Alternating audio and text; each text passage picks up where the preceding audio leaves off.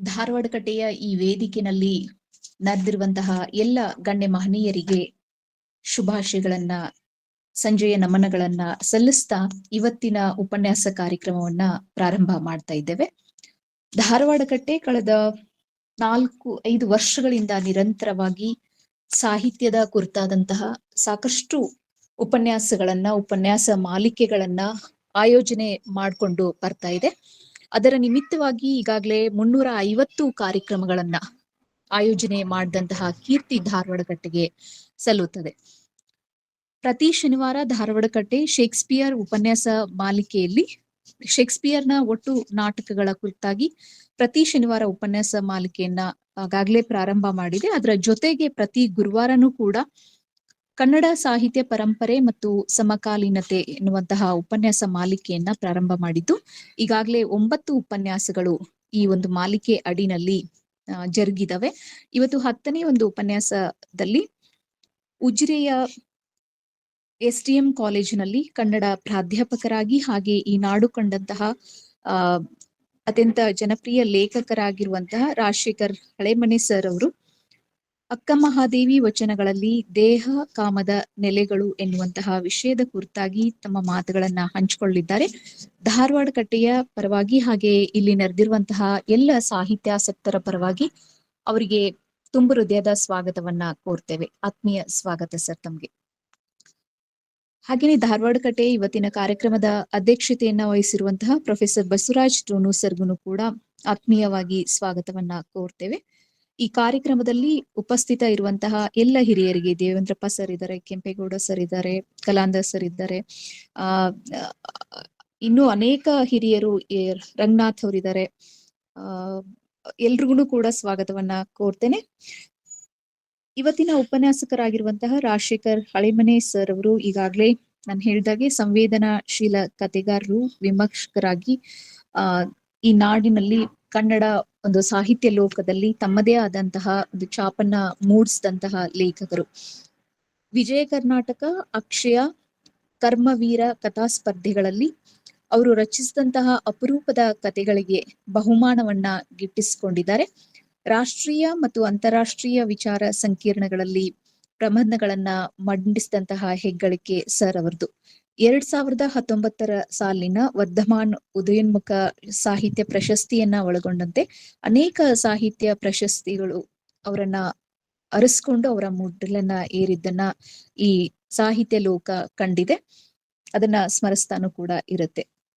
ಇಂಥ ಮಹನೀಯರು ಇವತ್ತು ಧಾರವಾಡ ಕಟ್ಟೆಯ ವೇದಿಕೆನಲ್ಲಿ ಈಗಾಗಲೇ ಮೊದಲು ರಾಜಶೇಖರ್ ಹಳೆಮನೆ ಸರ್ ಧಾರವಾಡ ಕಟ್ಟೆಗೆ ನಾವು ಯಾವಾಗ ಕರೆದಾಗ್ಲೂ ಕೂಡ ಬಂದು ಉಪನ್ಯಾಸಗಳನ್ನ ನೀಡಿ ತಮ್ಮ ಜ್ಞಾನವನ್ನ ಈ ವೇದಿಕೆಯ ಮೂಲಕ ಕನ್ನಡ ಜನತೆಗೆ ಉಣಬಡಿಸ್ತಾ ಬಂದಿದ್ದಾರೆ. ಅವರ ಆತ್ಮೀಯತೆಗೆ, ಅವರ ಧಾರವಾಡ ಕಟ್ಟೆಯ ಮೇಲಿನ ಅವರ ಪ್ರೀತಿಗೆ ನಾವು ಯಾವತ್ತೂ ಕೂಡ ಚಿರಋಣಿ ಆಗಿರ್ತೀವಿ ಅಂತ ಹೇಳ್ತಾ ಮತ್ತೊಮ್ಮೆ ಧಾರವಾಡ ಕಟ್ಟೆಗೆ ಅವರನ್ನ ಸ್ವಾಗತ ಕೋರಿ ಅವರ ಮಾತುಗಳಿಗಾಗಿ ಅಕ್ಕ ಮಹಾದೇವಿ ವಚನಗಳಲ್ಲಿ ದೇಹ ಕಾಮದ ನೆಲೆಗಳು ಎನ್ನುವಂತ ವಿಷಯದ ಕುರಿತಾಗಿ ಮಾತನಾಡ್ಬೇಕು ಅಂತ ಕೇಳ್ಕೊಳ್ತೇವೆ. ಈಗ ಅವರ ಮಾತುಗಳಿಗಾಗಿ ನಮ್ಮ ವೇದಿಕೆ ಸಿದ್ಧವಾಗಿದೆ. Sir please. ಮೊದಲು ಸರ್ 60 ನಿಮಿಷಗಳ ಕಾಲ ತಮ್ಮ ಉಪನ್ಯಾಸವನ್ನ ಮಂಡಿಸ್ತಾರೆ. ತದನಂತರದಲ್ಲಿ ಅಧ್ಯಕ್ಷರ ಕೆಲವು ಪೂರಕ ಮಾತುಗಳಿರುತ್ತೆ. ನಂತರದಲ್ಲಿ ಚರ್ಚೆಗೆ ಅವಕಾಶ ಇದೆ. ಆ ಮೊದಲು ತಮ್ಗೇನಾದ್ರೂ ಮಾತುಗಳಿದ್ರೆ, ಪ್ರಶ್ನೆಗಳಿದ್ರೆ ದಯವಿಟ್ಟು ಅದನ್ನ ಚಾಟ್ ಬಾಕ್ಸ್ ನಲ್ಲಿ ಹಾಕ್ಬೇಕು. ತದನಂತರ ಅದನ್ನ ಚರ್ಚೆಗೆ ತೆಗೆದುಕೊಳ್ತೇವೆ. ಮಧ್ಯದಲ್ಲಿ ದಯವಿಟ್ಟು ಯಾರು ಕೂಡ ತಮ್ಮ ಆಡಿಯೋ ವಿಡಿಯೋ ಆನ್ ಮಾಡ್ದೇನೆ ಸಹಕರಿಸಬೇಕು ಅಂತ ಕೇಳ್ಕೊಳ್ತೇವೆ. Sir Rajashekar sir.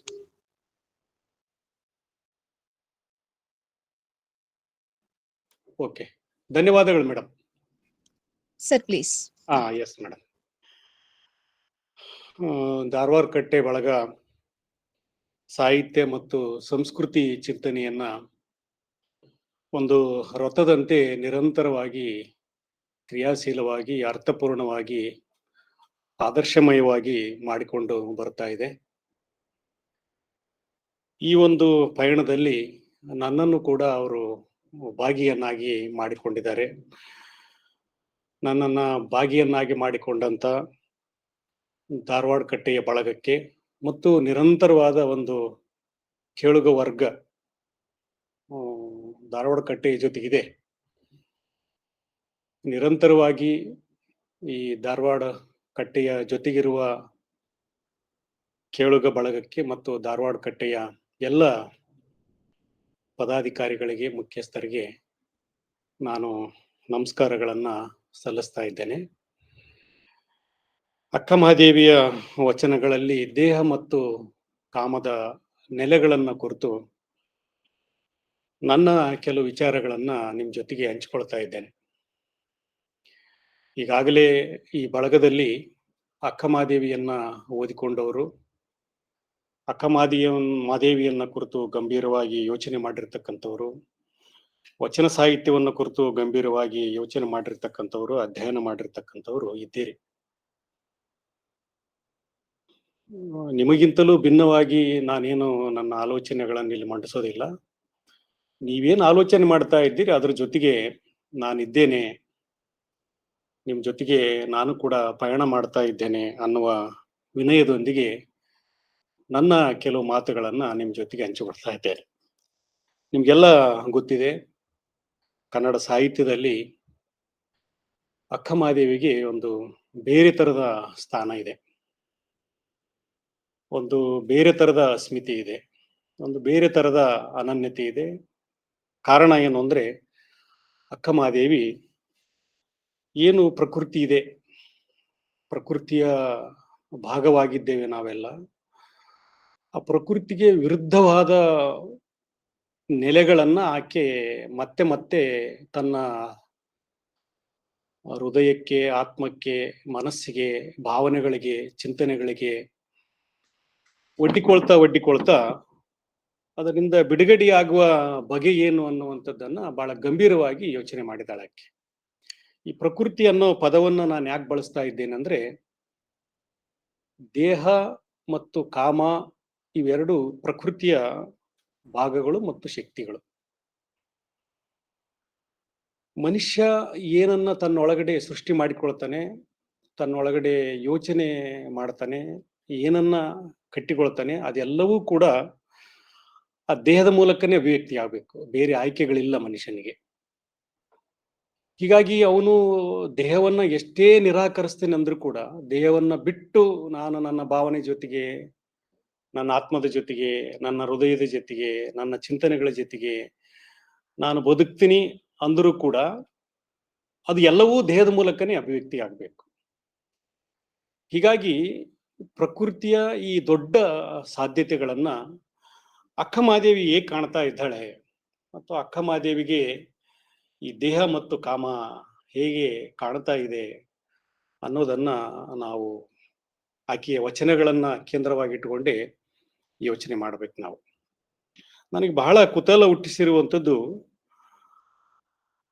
ಕಿನ್ನರಿ ಬೊಮ್ಮಯ್ಯ ಅಂತ ಒಬ್ಬ ವಚನಕಾರ ಇದ್ದಾನೆ. ಕಿನ್ನರಿ ಬೊಮ್ಮಯ್ಯ ಅಂತ ಒಬ್ಬ ವಚನಕಾರ ಇದ್ದಾನೆ. ಆ ವಚನಕಾರ ಅಕ್ಕಮಹಾದೇವಿ ಬಗ್ಗೆ ಒಂದು ವಚನ ಬರೆದಿದ್ದಾನೆ. ಆ ವಚನ ನಾವು ಗಮನಿಸಿದರೆ, ಅಕ್ಕಮಹಾದೇವಿ ತನ್ನ ದೇಹ ಮತ್ತು ತನ್ನ ಕಾಮದ ಬಗ್ಗೆ ಯಾವ ಎತ್ತರಕ್ಕೆ ತಲುಪಿದ್ಲಾಕೆ, ಯಾವ ಎತ್ತರಕ್ಕೆ ಹೋಗಿದ್ಲಾಕೆ, ಬಹಳ ಸಹಜವಾಗಿರ್ತಕ್ಕಂಥ ಈ ಪ್ರಕೃತಿಯ ಸಾಧ್ಯತೆಗಳನ್ನ ಆಕೆ ಹೇಗೆ ತನ್ನ ಬದುಕಿನ ಭಾಗವನ್ನಾಗಿ ಮಾಡಿಕೊಂಡಿದ್ಲು ಅನ್ನುವಂತ ಒಂದು ತಾತ್ವಿಕ ಸತ್ಯ ನಮಗೆ ಗೊತ್ತಾಗುತ್ತೆ. ನನಗಿದು ಬಹಳ ಮುಖ್ಯವಾದ ವಚನ ಅಂತ ಅನಿಸಿ ಅದು ನಿಮ್ ಗಮನಕ್ಕೆ ತರ್ತಾ ಇದ್ದೇನೆ. ನೀವು ಕೂಡ ಅದನ್ನ ಓದಿರಬಹುದು. ಕಿನ್ನರಿ ಬೊಮ್ಮಯ್ಯ ಬರೆದಿರುವಂತ ಒಂದು ವಚನ. ಮಸ್ತಕವ ಮುಟ್ಟಿ ನೋಡಿದರೆ ಮನೋಹರ ಉಳಿಮೆ ಕಾಣ ಬಂದಿತ್ತು. ಇದು ಅಕ್ಕಮಹಾದೇವಿಯನ್ನು ಕುರಿತು ಬರೆದ ಕಿನ್ನರಿ ಬೊಮ್ಮಯ್ಯನ ವಚನ ಇದು.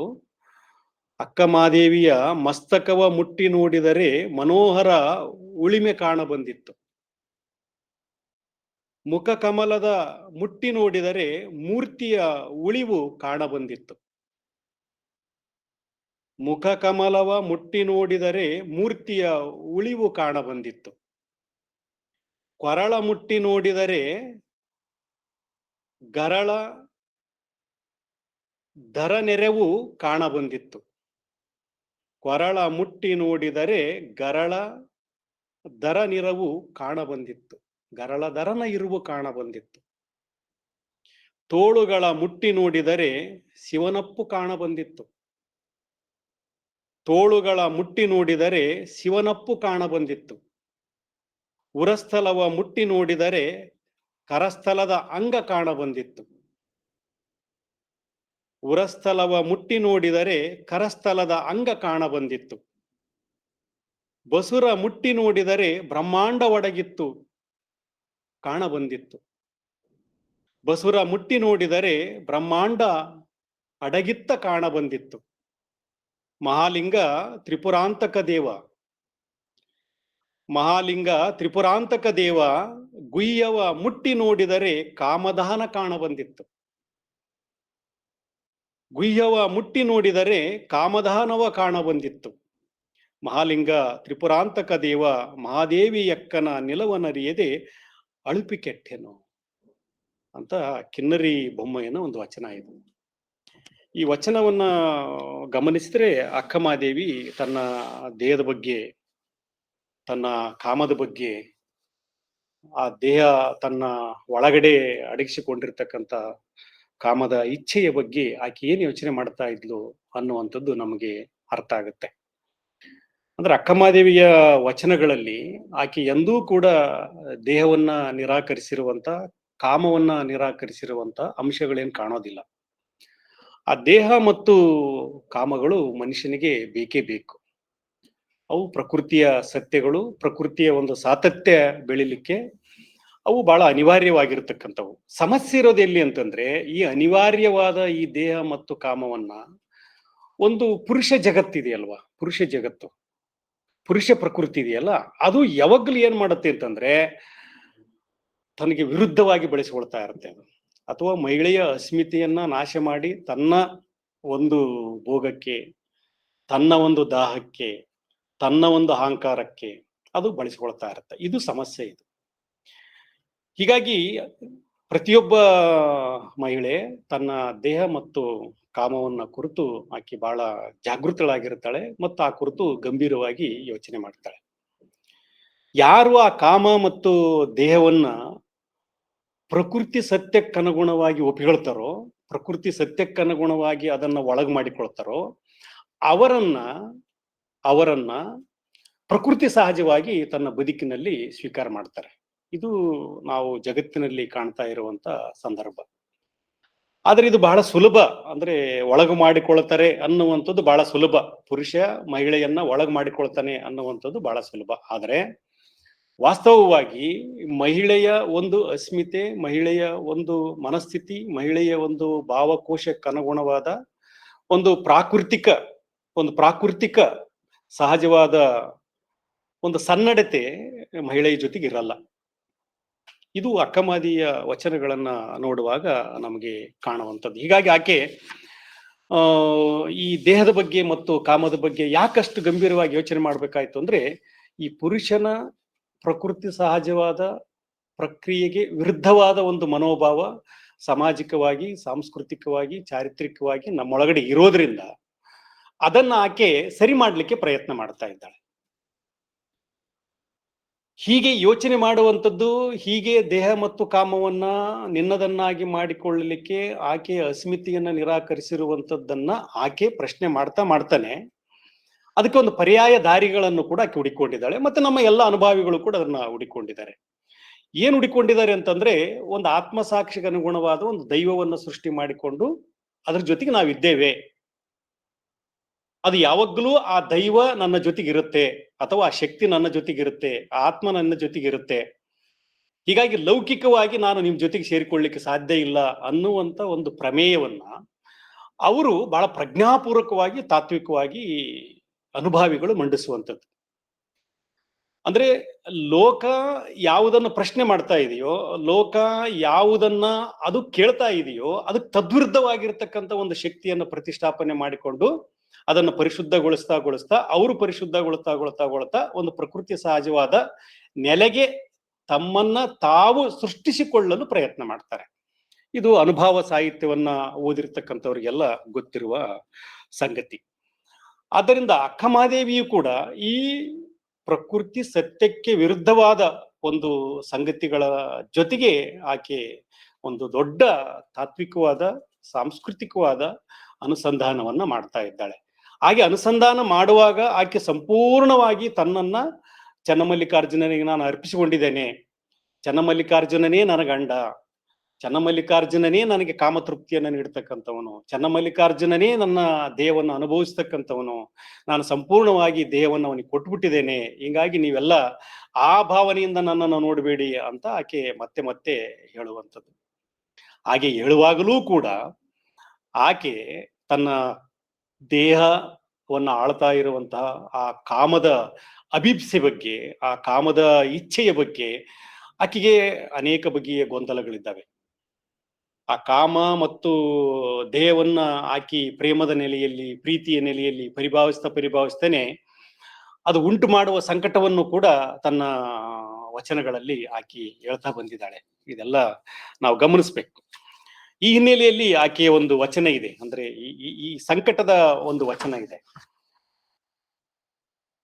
ಬಂದೆನೆಂದು ಬಟ್ಟೆಯ ನೋಡಿ ಬಾರದಿದ್ದರೆ ಕರಗಿ ಕರಗಿ ಕೊರಗಿದೆ ನವ್ವ.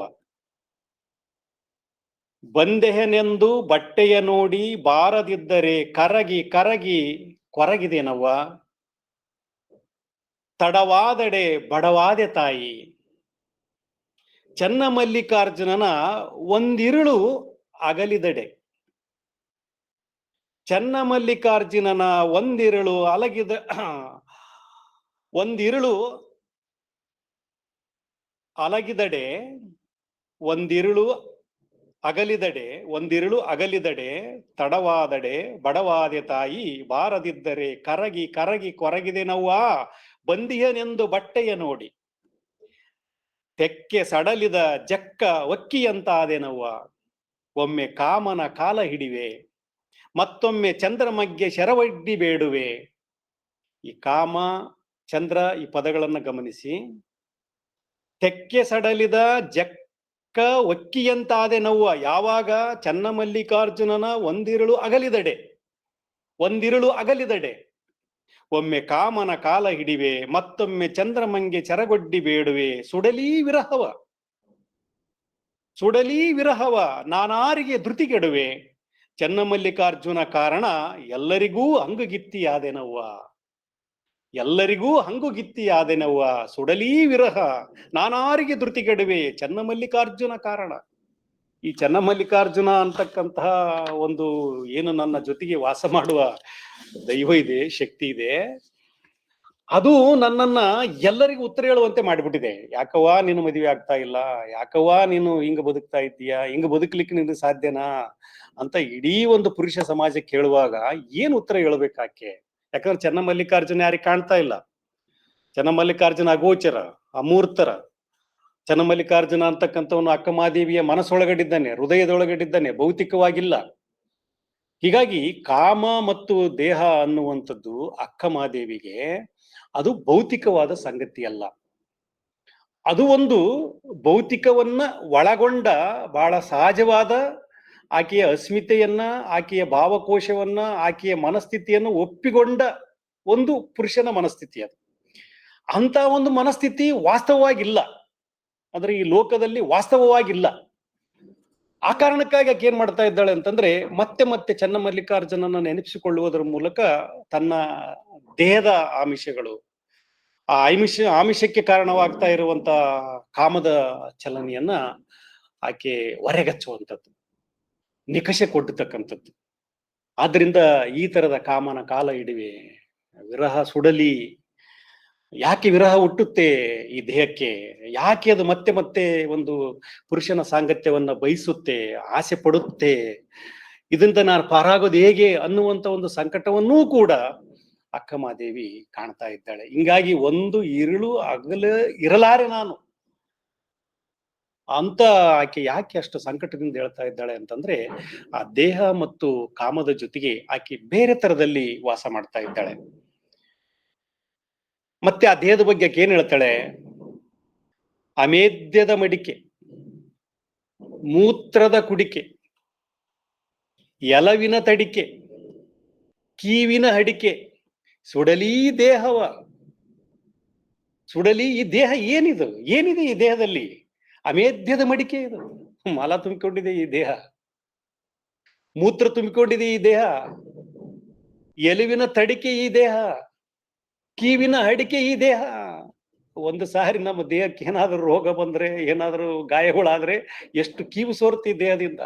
ಇಂಥ ಒಂದು ದೇಹ ಸುಡಲಿ, ಇಂಥ ದೇಹವೇನ ನಾನು ಕಾಡ್ತಾ ಇದೆಯಲ್ಪ, ಸುಡಲಿ ದೇಹವ ಒಡಲ ವಿಡಿದು ಕೆಡದಿರು. ಅದಕ್ಕೆ ಕೇಳ್ತಾ ಇದ್ದಾಳೆ, ಒಡಲ ವಿಡಿದು ಕೆಡದಿರು ಅಂದ್ರೆ ಈ ದೇಹ ಇಷ್ಟೆಲ್ಲಾ ತುಂಬಿಕೊಂಡಿದೆ ಮಾರಾಯ, ಇದನ್ನ ನೀನು ನಂಬಿಕೊಂಡು ಇದಕ್ಕಾಗಿ ನೀನು ಕೆಡಬೇಡ ಅಂತ. ನೀನು ಆ ಕೆಡಬೇಡ ಅಂತ ಹೇಳುವಾಗ ಆ ಮಾತು ಕೇವಲ ಲೋಕಕ್ಕೆ ಕೇಳ್ತಾ ಇಲ್ಲ, ತನಗೂ ಕೂಡ ಹೇಳ್ಕೊತಾ ಇದ್ದಾಳೆ ಆಕೆ. ಆದ್ದರಿಂದ ಚನ್ನಮಲ್ಲಿಕಾರ್ಜುನನ ಅರಿಯದ ಮರುಳೆ. ಮರುಳೆ ಅಂದ್ರೆ ಯಾರಿಲ್ಲಿ? ಆಕೆನೆ, ಅಕ್ಕಮಹಾದೇವಿನೇ. ಅಂದ್ರೆ ಅಕ್ಕಮಹಾದೇವಿಯ ಒಂದು ಈ ಒಳಗಿನ ಅನುಸಂಧಾನ ಇದೆಯಲ್ವಾ, ಆ ಅನುಸಂಧಾನ ಏನನ್ನ ಮಾಡ್ತಾ ಇದೆ ಅಂತಂದ್ರೆ ಈ ದೇಹದ ಇಚ್ಛೆಯನ್ನ ಹೇಗೆ ಪಾರ್ಗಾಣಿಸೋದು ಅನ್ನೋದು ಕುರಿತಾಕಿ ಗಂಭೀರವಾಗಿ ಯೋಚನೆ ಮಾಡ್ತಾರೆ. ಆದ್ದರಿಂದ ಅಯ್ಯೋ ಮರಳೆ ಹುಚ್ಚಿ, ಎಷ್ಟು ಇಷ್ಟಪಡ್ತಾ ಇದ್ದೀಯ ಆ ಚನ್ನಮಲ್ಲಿಕಾರ್ಜುನನ್ನ, ಆ ಸಾಂಗತ್ಯಕ್ಕಾಗಿ ಎಷ್ಟು ಹಾತೊರಿತಾ ಇದ್ದೀಯ, ಏನಿದೆ ಈ ದೇಹದಲ್ಲಿ? ಅದು ಮಲ ತುಂಬಿಕೊಂಡಿದೆ, ಅದು ಮೂತ್ರ ತುಂಬಿಕೊಂಡಿದೆ, ಅದು ಎಲುಬಿನಿಂದ ಕೂಡಿದೆ, ಅದು ಕೀವಿನಿಂದ ಕೂಡಿದೆ. ಇಂತಹ ಒಂದು ಒಡಲನ್ನ ನಂಬಿ ಕೆಡಬೇಡ ಮರಳೇ, ಚನ್ನಮಲ್ಲಿಕಾರ್ಜುನನ ಅರಿಯದೆ. ಅಂದ್ರೆ ಚನ್ನಮಲ್ಲಿಕಾರ್ಜುನ ಅನ್ನುವಂತಹ ಒಂದು ಈ ಅಮೂರ್ತವಾದ ಪುರುಷ ಜಗತ್ತನ್ನ ಅರ್ಥ ಮಾಡಿಕೊಳ್ಳಾರ್ದೆ ಇದಕ್ಕಾಗಿ ಕೆಡಬೇಡ ನೀನು ಅಂತ. ಯಾಕಂದ್ರೆ ಆ ಚನ್ನಮಲ್ಲಿಕಾರ್ಜುನ ಅನ್ನುವಂಥದ್ದು ಅಕ್ಕಮಹಾದೇವಿಗೆ ನಿಮ್ಗೆಲ್ಲ ಗೊತ್ತಿರುವಂತದ್ದು ಒಂದು ದೇಹ, ಅದೊಂದು ಕಾಮ, ಅದೊಂದು ಪ್ರೇಮ, ಅದೊಂದು ಪ್ರೀತಿ, ಅದೊಂದು ಪ್ರಕೃತಿಯ ಗಾಳಿ, ನೀರು, ಮಳೆ, ಹೂ, ಹಣ್ಣು ಎಲ್ಲವೂ ಕೂಡ ಈ ತರದ ಪ್ರತಿಮೆಗಳು ತುಂಬಾ ಅಕ್ಕಮಹಾದೇವಿಯ ವಚನಗಳಲ್ಲಿ ಬರುತ್ತೆ. ಆದ್ದರಿಂದ ಈ ದೇಹ ಮತ್ತು ಕಾಮ ಅನ್ನುವಂಥದ್ದು ಅಕ್ಕಮಹಾದೇವಿಯ ಜೊತೆಗೆ ನಿರಂತರವಾಗಿ ಇರುವಂತ ಕಾಡುವಂತಹ ಒಂದು ಸಂಗತಿ. ಅದರ ಜೊತೆಗೇನೆ ಆಕೆ ಒಂದು ಮಾತಾಡ್ತಾ ಮಾತಾಡ್ತಾ ತನ್ನ ಜೀವನವನ್ನ ಕಳಿತಾ ಇರುವಂತದ್ದು. ಅದಕ್ಕೆ ಆಕೆ ಇನ್ನೊಂದು ವಚನದಲ್ಲಿ ಹೇಳ್ತಾಳೆ, ನಾಳದ ಮರೆಯ ನಾಚಿಕೆ ನೂಲ ಮರೆಯಲ್ಲಿ ಅಡಗಿತ್ತೆಂದು ಅಂಜುವರು ಅಳಕುವರು. ಬಹಳ ಸೂಕ್ಷ್ಮವಾಗಿರ್ತಕ್ಕಂಥ ಮತ್ತು ಪ್ರತಿಮಾತ್ಮಕವಾಗಿರ್ತಕ್ಕಂಥ ಒಂದು ವಚನ ಇದು. ನಾಳದ ಮರೆಯ ನಾಚಿಕೆ ನೂಲ ಮರೆಯಲ್ಲಿ ಅಡಗಿತ್ತೆಂದು ಅಂಜುವರು ಅಳಕುವರು, ಮನ ಮೆಚ್ಚಿದ ಅಭಿಮಾನಕ್ಕೆ ಆವುದು ಮರೆ ಹೇಳ. ಮನ ಮೆಚ್ಚಿದ ಅಭಿಮಾನಕ್ಕೆ ಆವುದು ಮರೆ ಹೇಳ, ಕಾಯ ಮಣ್ಣೆಂದು ಕಳೆದ ಬಳಿಕ, ಕಾಯ ಮಣ್ಣೆಂದು ಕಳೆದ ಬಳಿಕ ದೇಹದ ಅಭಿಮಾನ ಅಲ್ಲಿಯೇ ಹೋಯಿತು. ಪ್ರಾಣ ಬಯಲೆಂದು ಕಳೆದ ಬಳಿಕ ಮನದ ಲಜ್ಜೆ ಅಲ್ಲಿಯೇ ಹೋಯಿತು. ಉಡಿಗೆಯ ಸೆಳೆದುಕೊಂಡಡೆ ಮುಚ್ಚಿದ ಸೀರೆ ಹೋದರೆ ಅಂಜುವರೇ ಮರಳೆ. ಲೋಕಕ್ಕೆ ಪ್ರಶ್ನೆ ಮಾಡ್ತಾ ಇದ್ದಾಳೆ ಆಕೆ, ಈ ದೇಹವನ್ನ ಮುಚ್ಚಿಕೊಳ್ಳಿಕ್ಕೆ ನಾವೆಷ್ಟು ಕಷ್ಟಪಡ್ತೀವಿ, ಏನೆಲ್ಲ ಮಾಡ್ತೀವಿ, ಏನೆಲ್ಲ ಭೋಗ ಮಾಡ್ತೀವಿ, ಏನೆಲ್ಲ ಅಷ್ಟೈಶ್ವರ್ಯ ಈ ದೇಹಕ್ಕೆ ಕೊಡ್ತೀವಿ, ಅದೆಲ್ಲ ನಿಮ್ಗೆ ಗೊತ್ತಿರುವಂತ ಸಂಗತಿ. ಅದಕ್ಕೆ ಕೇಳ್ತಾ ಇದ್ದಾಳೆ, ದೇಹದ ಅಭಿಮಾನ ಅಲ್ಲಿಯೇ ಹೋಯಿತು, ಪ್ರಾಣ ಬಯಲೆಂದು ಕಳೆದ ಬಳಿಕ ಮನದ ಲಜ್ಜೆ ಅಲ್ಲಿಯೇ ಹೋಯಿತು. ಚನ್ನಮಲ್ಲಿಕಾರ್ಜುನನ ಕೂಡಿ ಲಜ್ಜೆಗೆಟ್ಟವಳ, ಚನ್ನಮಲ್ಲಿಕಾರ್ಜುನನ ಕೂಡಿ ಲಜ್ಜೆಗೆಟ್ಟವಳ ಉಡಿಗೆಯ ಸೆಳೆದುಕೊಂಡಡೆ ಮುಚ್ಚಿದ ಸೀರೆ ಹೋದರೆ ಅಂಜುವರೇ ಮರಳೆ. ಅಯ್ಯೋ, ನಾನು ಚನ್ನಮಲ್ಲಿಕಾರ್ಜುನ ಜೊತೆ ಕೂಡಿದ್ದೇನೆ, ಚನ್ನಮಲ್ಲಿಕಾರ್ಜುನ ಜೊತೆಗಿದ್ದೇನೆ ನಾನು, ಹೀಗಾಗಿ ನೀವು ಅಯ್ಯೋ ಇವಳು ಸೀರೆ ಉಟ್ಕೊಂಡಿಲ್ಲ, ಅಯ್ಯೋ ಇವಳು ಬೆತ್ತಲೆ ತಿರುಗ್ತಾ ಇದ್ದಾಳೆ, ಅಯ್ಯೋ ಇವಳು ದೇಹ ಹಿಂಗಿದೆ, ಅಯ್ಯೋ ಅಂತೇಳಿ ಹೇಳ್ತಾ ಇದ್ದೀರಲ್ಲಪ್ಪ, ಅದು ಅಂಜುವರಿ ಮರುಳೆ, ನಾನು ಅದಕ್ಕೆಲ್ಲ ಅಂಜೋದಿಲ್ಲ ನಾನು ಅಂತ. ಅಂದ್ರೆ ತನ್ನ ದೇಹದ ಬಗ್ಗೆ ಬಹಳ ಖಚಿತವಾದ ಒಂದು ನಿಲುವು ಆಕೆಗಿದೆ. ಹಿಂಗಾಗಿ ಆ ದೇಹವನ್ನ ಬಳಸುವ ಈ ಜಗತ್ತಿನ ಕ್ರೌರ್ಯ, ಹಿಂಸೆ, ಬಲಾತ್ಕಾರ, ಅತ್ಯಾಚಾರ, ಮನುಷ್ಯನ ವಿಕ್ಷಿಪ್ತ ಸ್ಥಿತಿ, ಇದೆಲ್ಲವನ್ನೂ ಕೂಡ ಆಕೆ ತನ್ನ ದೇಹದ ಮೂಲಕನೇ ನಿರಾಕರಿಸ್ತಕ್ಕಂಥವಳು. ತನ್ನ ದೇಹವನ್ನೇ ಒಂದು ದೊಡ್ಡ ಅಸ್ತ್ರವನ್ನಾಗಿ ಮಾಡಿಕೊಂಡು ಅದರ ಮೂಲಕ ಈ ಪುರುಷನ ಒಂದು ಈ ವಿರುದ್ಧವಾದ ಮನಸ್ಥಿತಿಗೆ ಆಕೆ ತನ್ನ ದೇಹವನ್ನೇ ದೊಡ್ಡ ಒಂದು ಗುರಾಣವನ್ನಾಗಿ ಬಳಸುವಂಥದ್ದು. ಅದಕ್ಕೆ ಕೇಳ್ತಾ ಇದ್ದಾಳೆ, ಚನ್ನಮಲ್ಲಿಕಾರ್ಜುನನ ಕೂಡಿ ಲಜ್ಜೆಗೆಟ್ಟವಳ ಉಡಿಗೆಯ ಸೆಳೆದುಕೊಂಡಡೆ ಮುಚ್ಚಿದ ಸೀರೆ ಹೋದರೆ ಅಂಜುವರೇ ಮರಳೆ. ನಾನು ಅಂಜಲಿಕ್ಕೆ ಸಾಧ್ಯ ಇದೆಯಾ? ಲೋಕ ಏನ್ ಹೇಳಿದ್ರು ಕೂಡ ನನ್ನ ದೇಹದ ಬಗ್ಗೆ ನನಗೆ ಬಹಳ ಸ್ಪಷ್ಟವಾದ ಒಂದು ಕಲ್ಪನೆ ಇದೆ. ಆ ದೇಹವನ್ನ ನಾನು ಚನ್ನಮಲ್ಲಿಕಾರ್ಜುನ ಕೊಟ್ಟು ಬಿಟ್ಟಿದ್ದೇನೆ. ದಿನಾಲು ನಾವು ಜಕ್ಕವಕ್ಕೆ ಆಡ್ತೇವೆ, ದಿನಾಲು ನಾವು ಕೂಡ್ತೇವೆ. ನಾನು ಲಜ್ಜೆಗೆಟ್ಟು ಅವನ ಜೊತೆಗೆ ಇರ್ತಕ್ಕಂಥವಳು. ಹೀಗಾಗಿ ನಿಮ್ಗೆಲ್ಲ ಗೊತ್ತಿದೆ, ಕಾಮದಲ್ಲಿ ಲಜ್ಜೆ ಇದ್ರೆ ಅದು ಕಾಮ ಅಲ್ಲ. ಲಜ್ಜೆಗೆಟ್ಟಾಗ ಮಾತ್ರ ಅದು ಕಾಮ ಇರಲಿಕ್ಕೆ ಸಾಧ್ಯ. ಅಂತ ಲಜ್ಜೆಗೆಟ್ಟವಳು ನಾನು ಅನ್ನುವಂತ ಮಾತನ್ನ ಅಕ್ಕಮಹಾದೇವಿ ಹೇಳ್ತಾಳೆ. ಅಕ್ಕಮಹಾದೇವಿಯ ವಚನಗಳಲ್ಲಿ ಲೈಂಗಿಕ ಸಂದರ್ಭಗಳು ಬಂದಾಗ ಆಕೆ ಬಹಳಷ್ಟು ಏನಾಗ್ತಾಳೆ ಅಂತಂದ್ರೆ ಅದನ್ನ ಒಂದು ಉತ್ತುಂಗದ ಸ್ಥಿತಿಯಲ್ಲಿ ಆಕೆ ಕಾಣ್ಲಿಕ್ಕೆ ಪ್ರಯತ್ನ ಮಾಡ್ತಾಳೆ. ಯಾಕಂದ್ರೆ ಕಾಮ ಅನ್ನುವಂಥದ್ದು ಅದು ದೇಹದ ಜೊತೆಗೆ ಒಂದು ಸಾತತ್ಯವನ್ನ ಬೆಳೆಸುವ ಒಂದು ಪ್ರಕ್ರಿಯೆ ಅದು.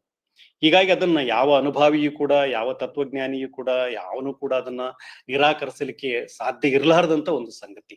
ಹಿಂಗಾಗಿ ಅದನ್ನ ಮತ್ತೆ ಮತ್ತೆ ಅದು ದೇಹದ ಒಳಗಿನ ಆ ಒಂದು ಉತ್ಕರ್ಷವನ್ನ ಬೇರೆ ಬೇರೆ ಬೇರೆ ಬೇರೆ ನೆಲೆಗಳಲ್ಲಿ ಅದನ್ನ ಅನುಸಂಧಾನ ಮಾಡುವಂತ, ಅನುಭವಿಸ್ತಕ್ಕಂತ ಒಂದು ಪ್ರತಿಮೆಗಳನ್ನ, ರೂಪಕಗಳನ್ನ, ಸಂಗತಿಗಳನ್ನ ನಾವು ಅಕ್ಕಮಹಾದೇವಿಯ ವಚನಗಳಲ್ಲಿ ಕಾಣ್ಲಿಕ್ಕೆ ಸಾಧ್ಯ ಇದೆ.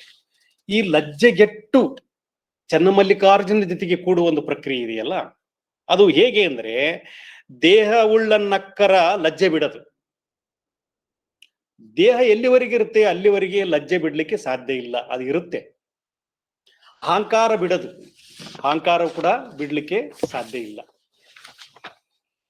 ದೇಹದೊಳಗೆ ಮನ ಉಳ್ಳನ್ನಕ್ಕರ ಅಭಿಮಾನ ಬಿಡದು, ನೆನಹಿನ ವ್ಯಾಪ್ತಿ ಬಿಡದು. ದೇಹ ಮನ ಎರಡೂ ಇದ್ದಲ್ಲಿ ಸಂಸಾರ ಬಿಡದು, ಸಂಸಾರ ಉಳ್ಳಲ್ಲಿ ಭವ ಬೆನ್ನು ಬಿಡದು. ಭವದ ಕುಣಿಕೆ ಉಳ್ಳನ್ನಕ್ಕರ ವಿಧಿವಶ ಬಿಡದು. ಚನ್ನಮಲ್ಲಿಕಾರ್ಜುನಿಗೆ ಒಲಿದ ಶರಣರಿಗೆ ದೇಹವಿಲ್ಲ, ಮನವಿಲ್ಲ, ಅಭಿಮಾನವಿಲ್ಲ ಕಾಣ ಮರಳೆ. ಅಂದ್ರೆ ಲೋಕ ಯಾವುದನ್ನ ದೇಹ ಅಂತ ಕರಿತಾ ಇದೆ, ಲೋಕ ಯಾವುದನ್ನ ಕಾಮ ಅಂತ ಕರಿತಾ ಇದೆ, ಅದಕ್ಕೆ ಬೇರೆ ತರದ ಒಂದು ಪ್ರಮೇಯವನ್ನ ಅಕ್ಕಮಹಾದೇವಿ ಇಲ್ಲಿ ಮಂಡಿಸ್ತಾ ಇರುವಂಥದ್ದು.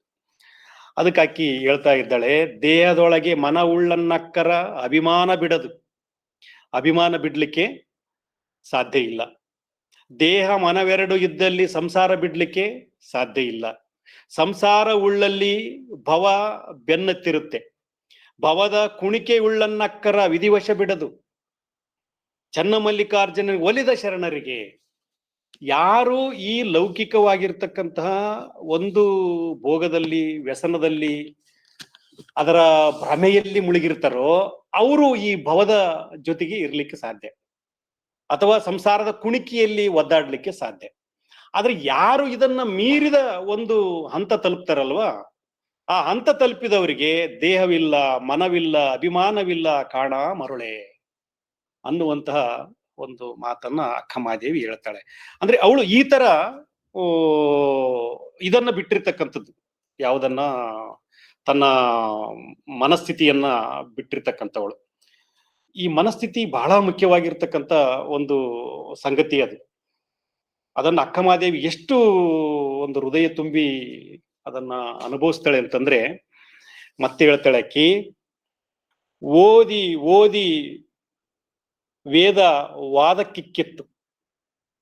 ಈ ದೇಹದ ಬಗ್ಗೆ, ಈ ಕಾಮದ ಬಗ್ಗೆ ಓದಿ ಓದಿ ವೇದ ವಾದಕ್ಕಿಕ್ಕಿತ್ತು.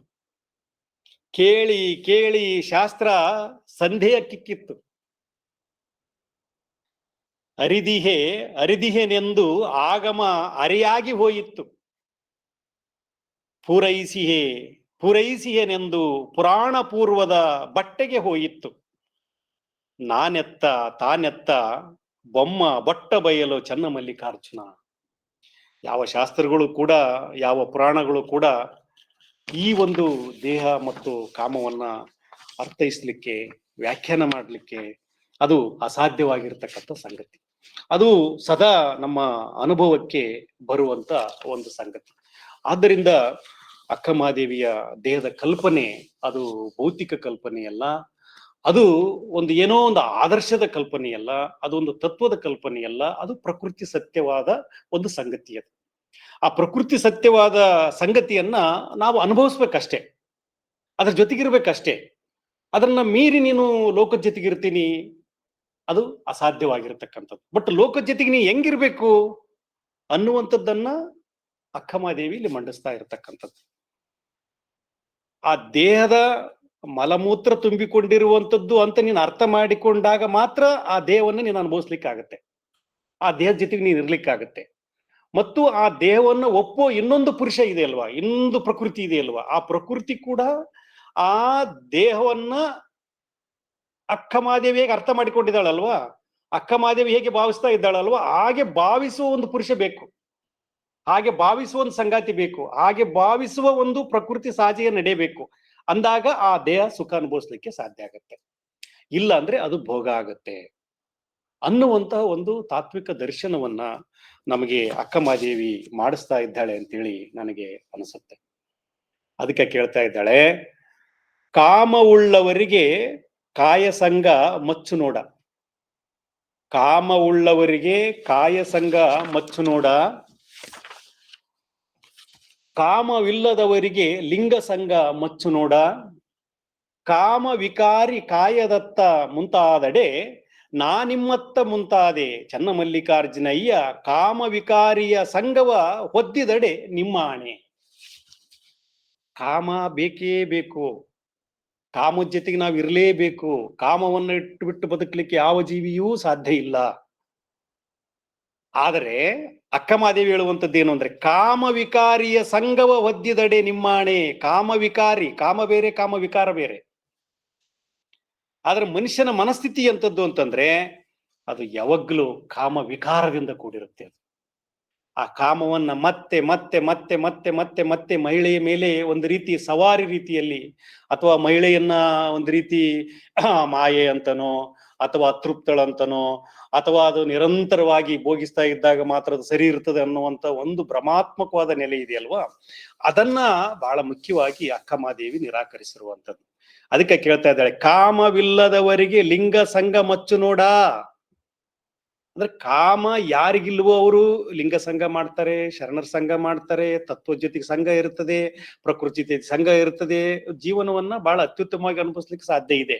ಆದ್ರೆ ಸಮಸ್ಯೆ ಇರೋದೆಲ್ಲ ಅಂತಂದ್ರೆ, ಕಾಮ ವಿಕಾರಿಯ ಸಂಘ, ಕಾಮ ವಿಕಾರಿಗಳ ಸಂಘವೇ ಬಹಳ ದೊಡ್ಡದಿರೋದ್ರಿಂದ ಅಂತವರ ಜೊತೆಗಿರಬಾಡ ನೀನು, ಅದು ನಿಮ್ಮ ಆಣೆ. ಅಂದ್ರೆ ನಿಮ್ಮ ಆತ್ಮಕ್ಕೆ ಪ್ರಶ್ನೆ ಮಾಡಿಕೊಳ್ಬೇಕು ನೀವು, ನಿಮ್ಮ ಮನಸ್ಸಿಗೆ ಪ್ರಶ್ನೆ ಮಾಡಿಕೊಳ್ಬೇಕು ನೀವು. ನಿಮ್ಮ ಆಣೆ ಅದು, ತನ್ನ ಆಣೆ ಅಂತ ಹೇಳೋದಿಲ್ಲ ಆಕಿ, ಚನ್ನಮಲ್ಲಿಕಾರ್ಜುನ ಆಣೆ ಅಂತ ಹೇಳೋದಿಲ್ಲ ಆಕೆ, ಅದು ನಿಮ್ಮ ಆಣೆ, ಅದು ನೀವು ಒಂದ್ಸಾರಿ ದರ್ಶನ ಮಾಡಿಕೊಂಡು ನೋಡಿ ಅಂತ. ಅಂದ್ರೆ ಹೀಗೆ ಒಂದು ಲೋಕ ಏನನ್ನ ಕಟ್ಟುತ್ತಾ ಇದೆಯೋ, ಲೋಕ ಏನನ್ನ ಭಾವಿಸ್ತಾ ಇದೆಯೋ, ಲೋಕ ಏನನ್ನ ಕುರಿತು ಅದು ದೇಹ ಕಾಮವನ್ನು ಕುರಿತು ಚಿಂತನೆ ಮಾಡ್ತಾ ಇದೆಯೋ, ಅದಲ್ಲ ಅದು, ಇದು ಅನ್ನುವಂಥದ್ದನ್ನ ಆಕೆ ಮನಗಾಣಿಸ್ತಾ ಇದ್ದಾಳೆ. ಅದಕ್ಕೆ ಕಾಮ ಬಲ್ಲಿದನೆಂದಡೆ ಉರುಹಿ ಭಸ್ಮವ ಮಾಡಿದ. ಅದಕ್ಕೆ ಕೇಳುವಂಥದ್ದು, ಕಾಮ ಬಲ್ಲಿದನೆಂದಡೆ ಉರುಹಿ ಭಸ್ಮವ ಮಾಡಿದ. ಅಯ್ಯೋ ನನ್ ಕಾಮ ಗೊತ್ತಿದೆ, ನಾನು ಕಾಮ ಅನುಭವಿಸ್ತಾ ಇದ್ದೀನಿ, ಕಾಮದಲ್ಲಿದ್ದೇನೆ ಅಂತ ನೀನು ಅಂದ್ಕೊಂಡ್ರೆ ಉರುಹಿ ಭಸ್ಮವ ಮಾಡಿದ. ಕಾಲ ಬಲ್ಲಿದನೆಂದಡೆ ಕೆಡಹಿ ತುಳಿದ. ಎಲೆ ಅವ್ವ ನೀನು ಕೇಳ ತಾಯೇ, ಎಲೆ ಅವ್ವ ನೀನು ಕೇಳ ತಾಯೇ, ಬ್ರಹ್ಮ ಬಲ್ಲಿದನೆಂದಡೆ ಶಿರವ ಚಿವುಟಿಯಾಡಿದ. ವಿಷ್ಣು ಬಲ್ಲಿದನೆಂದಡೆ ಆಕಳ ಕಾಯ್ದಿರಿಸಿದ. ಎಲೆಯವ್ವ ನೀನು ಕೇಳ ತಾಯೇ, ತ್ರಿಪುರದ ಕೋಟೆ ಬಲ್ಲಿತ್ತೆಂದಡೆ ನೊಸಲ ಕಂಗಳ ಉರಿಯಿದನವ್ವ. ಇದು ಕಾರಣ ಚನ್ನಮಲ್ಲಿಕಾರ್ಜುನನ ಗಂಡ ನೆನಗೆ, ಇದು ಕಾರಣ ಚನ್ನಮಲ್ಲಿಕಾರ್ಜುನ ಗಂಡನು ಎನಗೆ, ಜನನ ಮರಣಕ್ಕೆ ಒಳಗಾಗದ ಬಲುಹನೇನ ಬಣ್ಣಿಫೆನವ್ವ.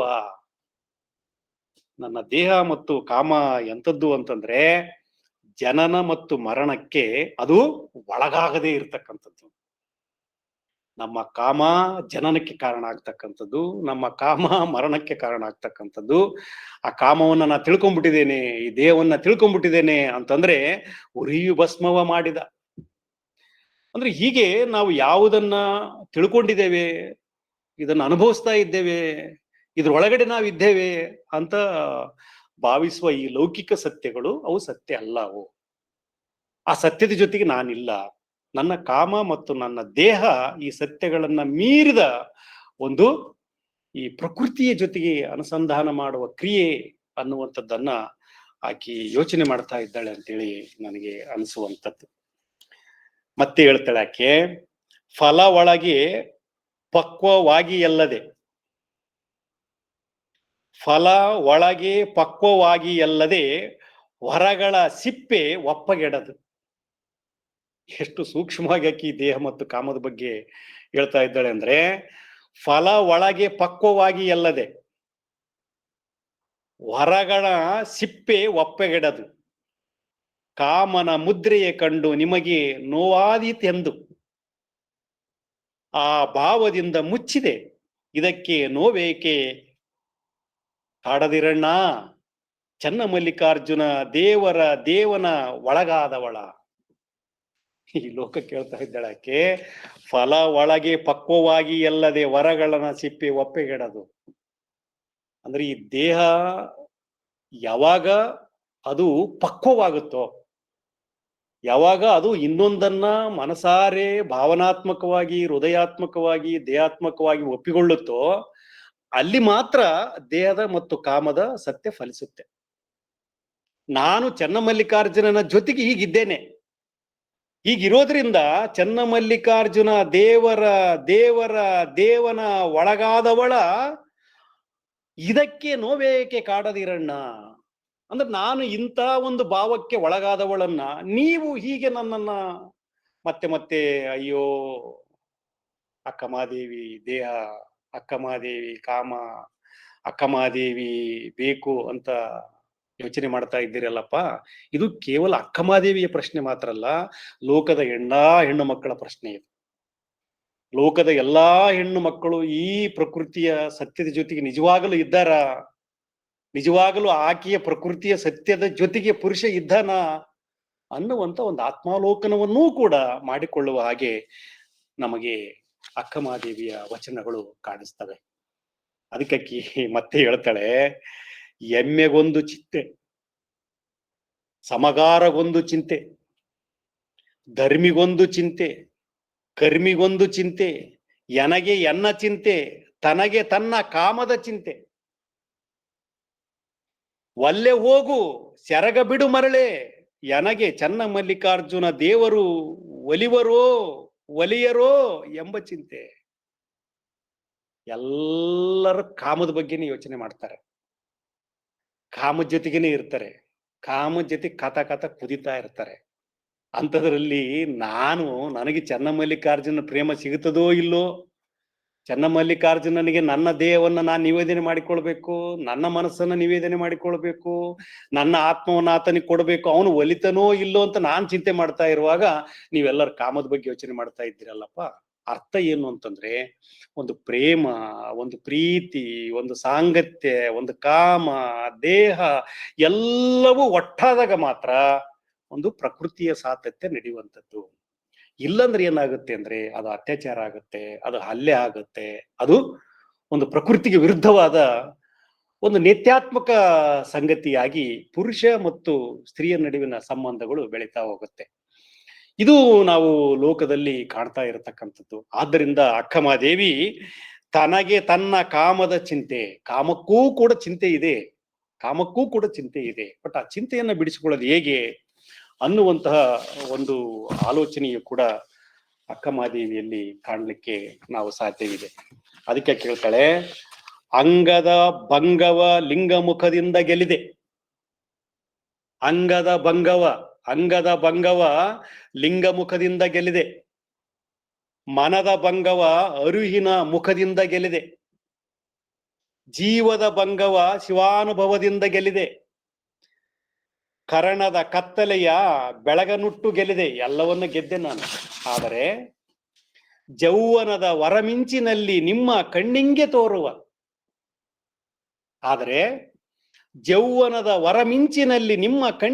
ತೋರುವ, ಕಾಮನ ಸುಟ್ಟು ಹರಿದ ಭಸ್ಮವ ನೋಡಯ್ಯ. ನಾನು ಈ ಲೋಕದ ಎಲ್ಲವನ್ನೂ ಗೆಲ್ತೇನೆ, ನಾನು ಆ ಶಿವನನ್ನು ಗೆಲ್ತೇನೆ, ಮನಸ್ಸನ್ನು ಎಲ್ಲವನ್ನು ಗೆಲ್ತೇನೆ. ಆದ್ರೆ ಜೌವನದ ವರಮಿಂಚಿನಲ್ಲಿ ನಿಮ್ಮ ಕಣ್ಣಿಂಗೆ ತೋರುವ, ನಿಮ್ಮ ಕಣ್ಣುಗಳು ನನ್ನನ್ನು ನೋಡುವಂಥದ್ದು ಇದೆಯಲ್ವಾ, ನಿಮ್ಮ ಕಣ್ಣುಗಳು ನನ್ನನ್ನು ಭಾವಿಸಿಕೊಳ್ಳುವಂಥದ್ದು ಇದೆಯಲ್ಲ, ಅದನ್ನ ಗೆಲ್ಲಲಿಕ್ಕೆ ಆಗ್ತಾ ಇಲ್ಲ. ನೀವ್ ಯಾಕಪ್ಪ ನನ್ನ ನೋಡ್ತಾ ಇದ್ದೀರಿ? ಕಾಮನ ಸುಟ್ಟು ಹರಗಿದ ಭಸ್ಮವ ನೋಡಯ್ಯ. ಚನ್ನಮಲ್ಲಿಕಾರ್ಜುನ, ಕಾಮನ ಕೊಂದು ಮನಸಿಜನ ಆಳು ಆಳುಹಿದಡೆ ಮನಸಿಜನ ತಲೆಯ ಬರಹ ತೊಡೆದೇನು. ಹಿಂಗಾಗಿ ನಾನು ಕಾಮನ ಕೊಂದು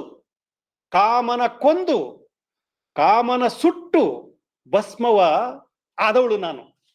ಇಂಥವಳನ್ನ ಜೌವನದ ವರಮಿಂಚಿನಲ್ಲಿ ನಿಮ್ಮ ಕಣ್ಣಿಂಗೆ ತೋರುವ ಈ ಮನಸ್ಸನ್ನ ಮೊದಲು ಬಿಡಿ. ನೀವು ಆ ಮನಸ್ಸನ್ನ ಬಿಟ್ಟು ನೀವು ಬನ್ನಿ, ನಿಮ್ಮಿಂದ ಆಗೋದಿಲ್ಲ. ಆದ್ದರಿಂದ ಚನ್ನಮಲ್ಲಿಕಾರ್ಜುನನಿಗೆ ನಾನು ನನ್ನ ದೇಹವನ್ನ, ನನ್ನ ಮನಸ್ಸನ್ನ, ನನ್ನ ಕಾಮವನ್ನ ಕೊಟ್ಟಿದ್ದೇನೆ. ಯಾಕಂದ್ರೆ ಲೌಕಿಕದಲ್ಲಿ ವಾಸ ಮಾಡ್ತಾ ಇರತಕ್ಕಂಥ ಪುರುಷ ಜಗತ್ತು, ಲೌಕಿಕದಲ್ಲಿ ವಾಸ ಮಾಡ್ತಾ ಇರತಕ್ಕಂಥ ಪುರುಷನ ಭಾವನೆಗಳು, ಲೌಕಿಕದಲ್ಲಿ ವಾಸ ಮಾಡ್ತಾ ಇರತಕ್ಕಂಥ ಪುರುಷನ ಪೌರುಷೇಯ, ಅದು ಹೆಣ್ಣಿನ ಬಗ್ಗೆ ಬೇರೆ ತರನೇ ಯೋಚನೆ ಮಾಡ್ತಾ ಇರುವಂಥದ್ದು. ಹೆಣ್ಣನ್ನ ಒಂದು ಭೋಗದ ನೆಲೆಯಲ್ಲೇನೆ ಯೋಚನೆ ಮಾಡ್ತಾ ಇರುವಂಥದ್ದು. ಆ ಭೋಗದ ನೆಲೆಯ ಭಾವ ಪುರುಷನಲ್ಲಿ ಇರುವುದರಿಂದನೇ ಮತ್ತೆ ಮತ್ತೆ ಅದು ನನ್ನ ಅಂಕೆಯಲ್ಲಿರಬೇಕು ಅನ್ನುವಂಥ ಒಂದು ಭಾವದಿಂದನೇ ಈ ಸಮಾಜದ ಮೇಲೆ ಸವಾರಿ ಮಾಡುವಂಥದ್ದು. ಹೀಗಾಗಿ ನಿರಂತರ ಅತ್ಯಾಚಾರಗಳಾಗೋದು, ಬಲಾತ್ಕಾರಗಳಾಗ್ತಕ್ಕಂಥದ್ದು, ಹಿಂಸೆಗೊಳಪಡಿಸುವಂಥದ್ದು, ಆಸಿಡ್ಗಳನ್ನ ಆಗ್ತಕ್ಕಂಥದ್ದು. ಇದು ಸುಮ್ಮನೆ ನಾವು ಇದರ ಒಂದು ಪ್ರಮೇಯವನ್ನ ಸೂಕ್ಷ್ಮವಾಗಿ ಗಮನಿಸ್ತಾ ಹೋದ್ರೆ ಅಕ್ಕಮಹಾದೇವಿಯ ಈ ಒಂದು ನಿರ್ವಾಣ ಸ್ಥಿತಿಯ ತಾತ್ವಿಕತೆ ನಮಗೆ ಅರ್ಥ ಆಗ್ಲಿಕ್ಕೆ ಸಾಧ್ಯ ಇದೆ. ಅದಕ್ಕೆ ಕೇಳುವಂಥದ್ದು, ಕಾಮನ ಕೊಂದು ಕಾಮನ ಸುಟ್ಟು ಭಸ್ಮ ನಾನು. ಈ ಭಸ್ಮದಲ್ಲಿ ಏನಿದೆ? ಯಾಕೆ ನನ್ನನ್ನ ಜೌವನದ ವರಮಿಂಚಿನಲ್ಲಿ ನಿಮ್ಮ ಕಣ್ಣಿಂಗೆ ತೋರಿಸ್ಬೇಕು ನಾನು? ನನ್ನ ದೇಹದ ಬಗ್ಗೆ ಯಾಕೆ ನಿಮಗೆ ಮನವರಿಕೆ ಮಾಡ್ಬೇಕು ನಾನು? ನನ್ನ ಸ್ಥಿತಿಯ ಬಗ್ಗೆ ಯಾಕೆ ನಿಮಗೆ ಹೇಳ್ಬೇಕು ಅಂತ ನಾನು? ಯಾಕಂದ್ರೆ ನನ್ನ ದೇಹ, ನನ್ನ ಕಾಮ ಏನು ಅಂತ ನನಗೆ ಗೊತ್ತಿದೆ, ಮತ್ತೆ ಅದ್ರ ಜೊತೆಗೆ ನಾನು ಜೀವನ ಮಾಡ್ತಾ ಇದ್ದೇನೆ. ಹೀಗೆ ಅಕ್ಕಮಹಾದೇವಿ ಅಂಗದ ಭಂಗವ ಲಿಂಗಮುಖದಿಂದ ಗೆಲ್ಲಿದೆ ಅಂತ ಹೇಳ್ತಾ ಇದ್ದಾಳೆ. ಈ ಅಂಗ ಎಲ್ಲವನ್ನು ಗೆಲ್ತೇನೆ, ಆದ್ರೆ ಈ ಸ್ಥಿತಿಯಿಂದ ಹೊರಬರೋದು ಹೇಗೆ ಅನ್ನುವಂಥದ್ದು ಆಕೆಗೆ ಕಾಡುವಂಥದ್ದು. ಅದಕ್ಕೆ ಎಲೆ ಕಾಲಂಗೆ ಸೂರೆಯಾದ ಕರ್ಮಿ, ಎಲೆ ಕಾಮಂಗೆ ಗುರಿಯಾದ ಮರುಳೆ, ಬಿಡು ಬಿಡು ಕಯ್ಯ ನರಕವೆಂದರಿಯದೆ ತಡೆವರೇ ಮನುಜ, ಚನ್ನಮಲ್ಲಿಕಾರ್ಜುನನ ಪೂಜೆಯ ವೇಳೆ ತಪ್ಪಿದರೆ ನಾಯಕ ನರಕ ಕಾಣ ನಿನಗೆ. ದಿನನಿತ್ಯ ತನ್ನ ದೇಹವನ್ನ ಪೂಜ್ಯ ಭಾವದಿಂದ ಒಪ್ಪಿಸುವಂಥದ್ದು ಯಾರಿಗೆ ಅಂದ್ರೆ ಚನ್ನಮಲ್ಲಿಕಾರ್ಜುನನಿಗೆ. ಅದಕ್ಕೆ ಕೇಳ್ತಾ ಇದ್ದಾಳೆ, ಎಲೆ ಕಾಲಂಗೆ ಸೂರಿಯಾದ ಕರ್ಮಿ, ಎಲೆ ಕಾಮಂಗೆ ಗುರಿಯಾದ ಮರುಳೆ, ಬಿಡು ಬಿಡು ಕಯ್ಯ ನರಕವೆಂದರಿಯದೆ ತಡೆವರೇ ಮನುಜ, ಚನ್ನಮಲ್ಲಿಕಾರ್ಜುನನ ಪೂಜೆಯ ವೇಳೆ ತಪ್ಪಿದರೆ ನಾಯಕ ನರಕ ಕಾಣ ನಿನಗೆ. ಚನ್ನಮಲ್ಲಿಕಾರ್ಜುನನ ಜೊತೆಗೆ ನಾನು ಇರುವಾಗ ನೀನು ನನ್ನನ್ನ ಕೈ ಹಿಡಿಯುವಂಥದ್ದು ಅದು ನರಕ. ಅದು ಯಾಕಂದ್ರೆ ನಾನು ದಿನನಿತ್ಯ ಚನ್ನಮಲ್ಲಿಕಾರ್ಜುನ ಜೊತೆಗೆ ಇರ್ತಕ್ಕಂಥವಳು. ಹೀಗೆ ಆಕೆ ಈ ಕಾಮ ಮತ್ತು ದೇಹವನ್ನ ಕುರಿತು ಚಿಂತನೆ ಮಾಡುವಂಥದ್ದು. ಕಾಮನ ತಲೆಯ ಕೊರೆದು ಕಾಲನ ಕಣ್ಣ ಕಳೆದು ಸೋಮ ಸೂರ್ಯರ ಉರಿದು ಹುಡಿ ಮಾಡಿ ತಿಂಬವಳಿಂಗೆ ನಾಮವ ಇಡಬಲ್ಲವರಾರು ಹೇಳಿರೇ. ಕಾಮನ ತಲೆಯ ಕೊರೆದು ಕಾಲನ ಕಣ್ಣ ಕಳೆದು ಸೋಮ ಸೂರ್ಯರ ಹುರಿದು ಉಡಿ ಮಾಡಿ ತಿಂಬವಳಿಂಗೆ ನಾಮವ ಇಡಬಲ್ಲವರಾರು ಹೇಳಿರೇ. ನೀ ಮದವ ಅಳಿಗನಾಗೆ ನಾ ಮದವಳಿಗಿತ್ತಿಯಾಗೆ ಯಮನ ಕೂಡುವ ಮರುತನಂತೆ ನೋಡ ಶ್ರೀಗಿರಿ ಚನ್ನಮಲ್ಲಿಕಾರ್ಜುನ. ಎಷ್ಟು ಒಳ್ಳೆ ಮಾತುಗಳನ್ನು ಹೇಳ್ತಾ ಇದ್ದಾಳೆ. ಯಾಕೆಂದ್ರೆ ಕಾಮನ ತಲೆಯ ಕೊರೆದು ಕಾಲನ ಕಣ್ಣ ಕಳೆದು ಸೋಮ ಸೂರ್ಯರ ಉರಿದು ಉಡಿ ಮಾಡಿ ತಿಂಬವಳಿಂಗೆ ನಾಮವ ಇಡಬಲ್ಲವರಾರು ಹೇಳಿರೇ. ನೀ ಮದವಳಿಗನಾಗೆ ನಾ ಮದವಗಿತ್ತಿಯಾಗೆ ಯಮನ ಕೂಡುವ ಮರತನಂತೆ ನೋಡುವ ಶ್ರೀಗಿರಿ ಚನ್ನಮಲ್ಲಿಕಾರ್ಜುನ. ಒಂದು ಕಾಮದ ಉತ್ತುಂಗವನ್ನ, ದೇಹದ ಉತ್ತುಂಗವನ್ನ ಒಂದು ಸಾವಿನ ಪ್ರಮೇಯದಲ್ಲಿ ಏನ್ ಮಾಡ್ತಾ ಇದ್ದಾಳೆ ಅಂದ್ರೆ ಆಕೆ ಮಂಡಿಸ್ತಾ ಇದ್ದಾಳೆ. ಒಂದು ಕಾಮ ಅನ್ನೋದು, ದೇಹ ಅನ್ನೋದು ಅದು ಇಂಥ ಒಂದು ಉತ್ಕಟ ಸ್ಥಿತಿಗೆ ತಲುಪಿದಾಗ ಮಾತ್ರ ಅದು ನನ್ನದಾಗ್ಲಿಕ್ಕೆ ಅಥವಾ ಪ್ರಕೃತಿಯ ಒಂದು ಸತ್ಯ ಆಗ್ಲಿಕ್ಕೆ, ದರ್ಶನ ಆಗ್ಲಿಕ್ಕೆ ಸಾಧ್ಯ ಅನ್ನುವಂಥದ್ದನ್ನ ಆಕೆ ಯೋಚನೆ ಮಾಡ್ತಾ ಇರುವಂಥದ್ದು. ಪುರುಷ ಕೈಯಲು ಉಳ್ಳೊಡೆ ಸಿರಿಯ ಹಂಗೇಕೆ ಕಾಮಧೇನು ಕರೆವಡೆ ಕರುವಿನ ಹಂಗೇಕೆ ಎನ್ನ ದೇವ ಚನ್ನ ಮಲ್ಲಿಕಾರ್ಜುನ ಲಿಂಗವು ಕರಸ್ಥಳದೊಳಗೆ ಉಳ್ಳೊಡೆ ಇನ್ನಾವ ಹಂಗೇಕೆ. ಹೀಗಾಗಿ ಚನ್ನಮಲ್ಲಿಕಾರ್ಜುನ ನನ್ನ ಜೊತೆಗಿರುವಾಗ ನಾನು ಇನ್ನಾರ ಹಂಗಿಗೂ ಒಳಗಾಗ್ಲಿಕ್ಕೆ ಸಾಧ್ಯ ಇಲ್ಲ. ಇವನ್ ತನ್ನ ದೇಹದ ಅಂಗಿಗೂ ಕೂಡ, ತನ್ನ ಕಾಮದ ಅಂಗಿಗೂ ಕೂಡ ಆಕೆ ಒಳಗಾಗ್ಲಿಕ್ಕೆ ಸಾಧ್ಯ ಇಲ್ಲ ಅಂತ. ಅದಕ್ಕೆ ಕೇಳ್ತಾ ಇದ್ದಾಳೆ, ಇಂದ್ರಿಯವ ಬಿಟ್ಟು ಕಾಯವಿರದು, ಕಾಯವ ಬಿಟ್ಟು ಇಂದ್ರಿಯವಿರದು, ಎಂತು ನೀ ಕಾಮಿ ಎಂಬೆ, ಎಂತು ನಿರ್ದೇಶಿ ಎಂಬೆ, ನೀನೊಲಿದಡೆ ಸುಖಿಯಾಗಿಪ್ಪೆ, ನೀನು ಅಲ್ಲದಿರೆ ದುಃಖಿಯಾಗಿಪ್ಪೆನಯ್ಯ ಚನ್ನಮಲ್ಲಿಕಾರ್ಜುನ. ಚನ್ನಮಲ್ಲಿಕಾರ್ಜುನ, ನೀನು ಒಲ್ತ್ರ ಮಾತ್ರ ನಾನು ನಿನ್ ಜೊತೆಗೆ ಇರ್ತೀನಿ, ಇಲ್ಲ ಅಂದ್ರೆ ಇಲ್ಲ ಅಂತ. ಈ ಜಗತ್ತಿನಲ್ಲಿ ಹೀಗೆ ಒಪ್ಪಿತವಾದ ಸತ್ಯಗಳ ಜೊತೆಗೆ ಗಂಡು ಹೆಣ್ಣಿನ ಸಂಬಂಧಗಳಿಲ್ಲ. ವಾಸ್ತವವಾಗಿ ಒಪ್ಪಿತವಾದ ಒಂದು ಮನಸ್ಥಿತಿಯ ನಡುವೆ ಯಾವತ್ತೂ ಇರೋದಿಲ್ಲ. ಅದು ಏನೇನೋ ನಮ್ಮ ಈ ಲೌಕಿಕ ಜಂಜಾಟಗಳು, ಲೌಕಿಕ ಸಂದರ್ಭಗಳು, ಲೌಕಿಕ ಆಗು ಹೋಗುಗಳು, ಲೌಕಿಕ ಸ್ಥಿತಿಗತಿಗಳು ಏನ್ ಮಾಡುತ್ತಂದ್ರೆ ಗಂಡು ಹೆಣ್ಣಿನ ಈ ಒಮ್ಮತದ ಸ್ಥಿತಿಯನ್ನ ಅದು ಸೃಷ್ಟಿಸ್ಲಿಕ್ಕೆ ಅನೇಕ ಅಡ್ಡಿ ಆತಂಕಗಳನ್ನ ಒಡ್ತಾನೆ ಇರುತ್ತೆ. ಈ ಅಡ್ಡಿ ಆತಂಕಗಳನ್ನ ಮೀರಿ ಒಂದು ಕಾಮ ಮತ್ತು ದೇಹವನ್ನ ಒಂದು ಆತ್ಯಂತಿಕ ಸ್ಥಿತಿಯಲ್ಲಿ ಒಂದು ಮಾಡುವ ಪ್ರಕ್ರಿಯೆ ಬಹಳ ಮುಖ್ಯವಾಗಿರ್ತಕ್ಕಂಥದ್ದು. ಆ ಕಾರಣಕ್ಕಾಗಿನೇ ಅಕ್ಕಮಹಾದೇವಿ ಎಂತು ನೀ ಕಾಮಿ ಎಂಬೆ, ಎಂತು ನಿರ್ದೇಶಿ ಎಂಬೆ, ನೀನೊಲಿದೊಡೆ ಸುಖಿಯಾಗಿಪ್ಪೆ, ನೀನು ಅಲ್ಲದಿರೆ ದುಃಖಿಯಾಗಿಪ್ಪೆನಯ್ಯ ಚನ್ನಮಲ್ಲಿಕಾರ್ಜುನ. ಆದ್ದರಿಂದ ನೀನು ಒಲ್ತ್ರ ಮಾತ್ರ ನಾನು ಇಷ್ಟೆಲ್ಲ ನಿನ್ನನ್ನು ಇಷ್ಟಪಡ್ತಾ ಇದ್ದೀನಿ, ಇಷ್ಟೆಲ್ಲ ಆರಾಧಿಸ್ತಾ ಇದ್ದೀನಿ, ಪೂಜಿಸ್ತಾ ಇದ್ದೀನಿ, ಇಡೀ ಲೋಕ ಕೇಳ್ತಾ ಇದ್ದೀನಿ ಚನ್ನಮಲ್ಲಿಕಾರ್ಜುನೇ ನನ್ನ ದೇಹ ಕಾಮ ಅಂತ. ಆದರೆ ನೀನು ಒಲಿದೊಡೆ ಸುಖಿಯಾಗಿಪ್ಪೆ, ನೀನು ಅಲ್ಲದಿರೆ ದುಃಖಿಯಾಗಿಪ್ಪೆ. ಇದು ಬಹಳ ಸರಳವಾದ ತತ್ವ ಇದು.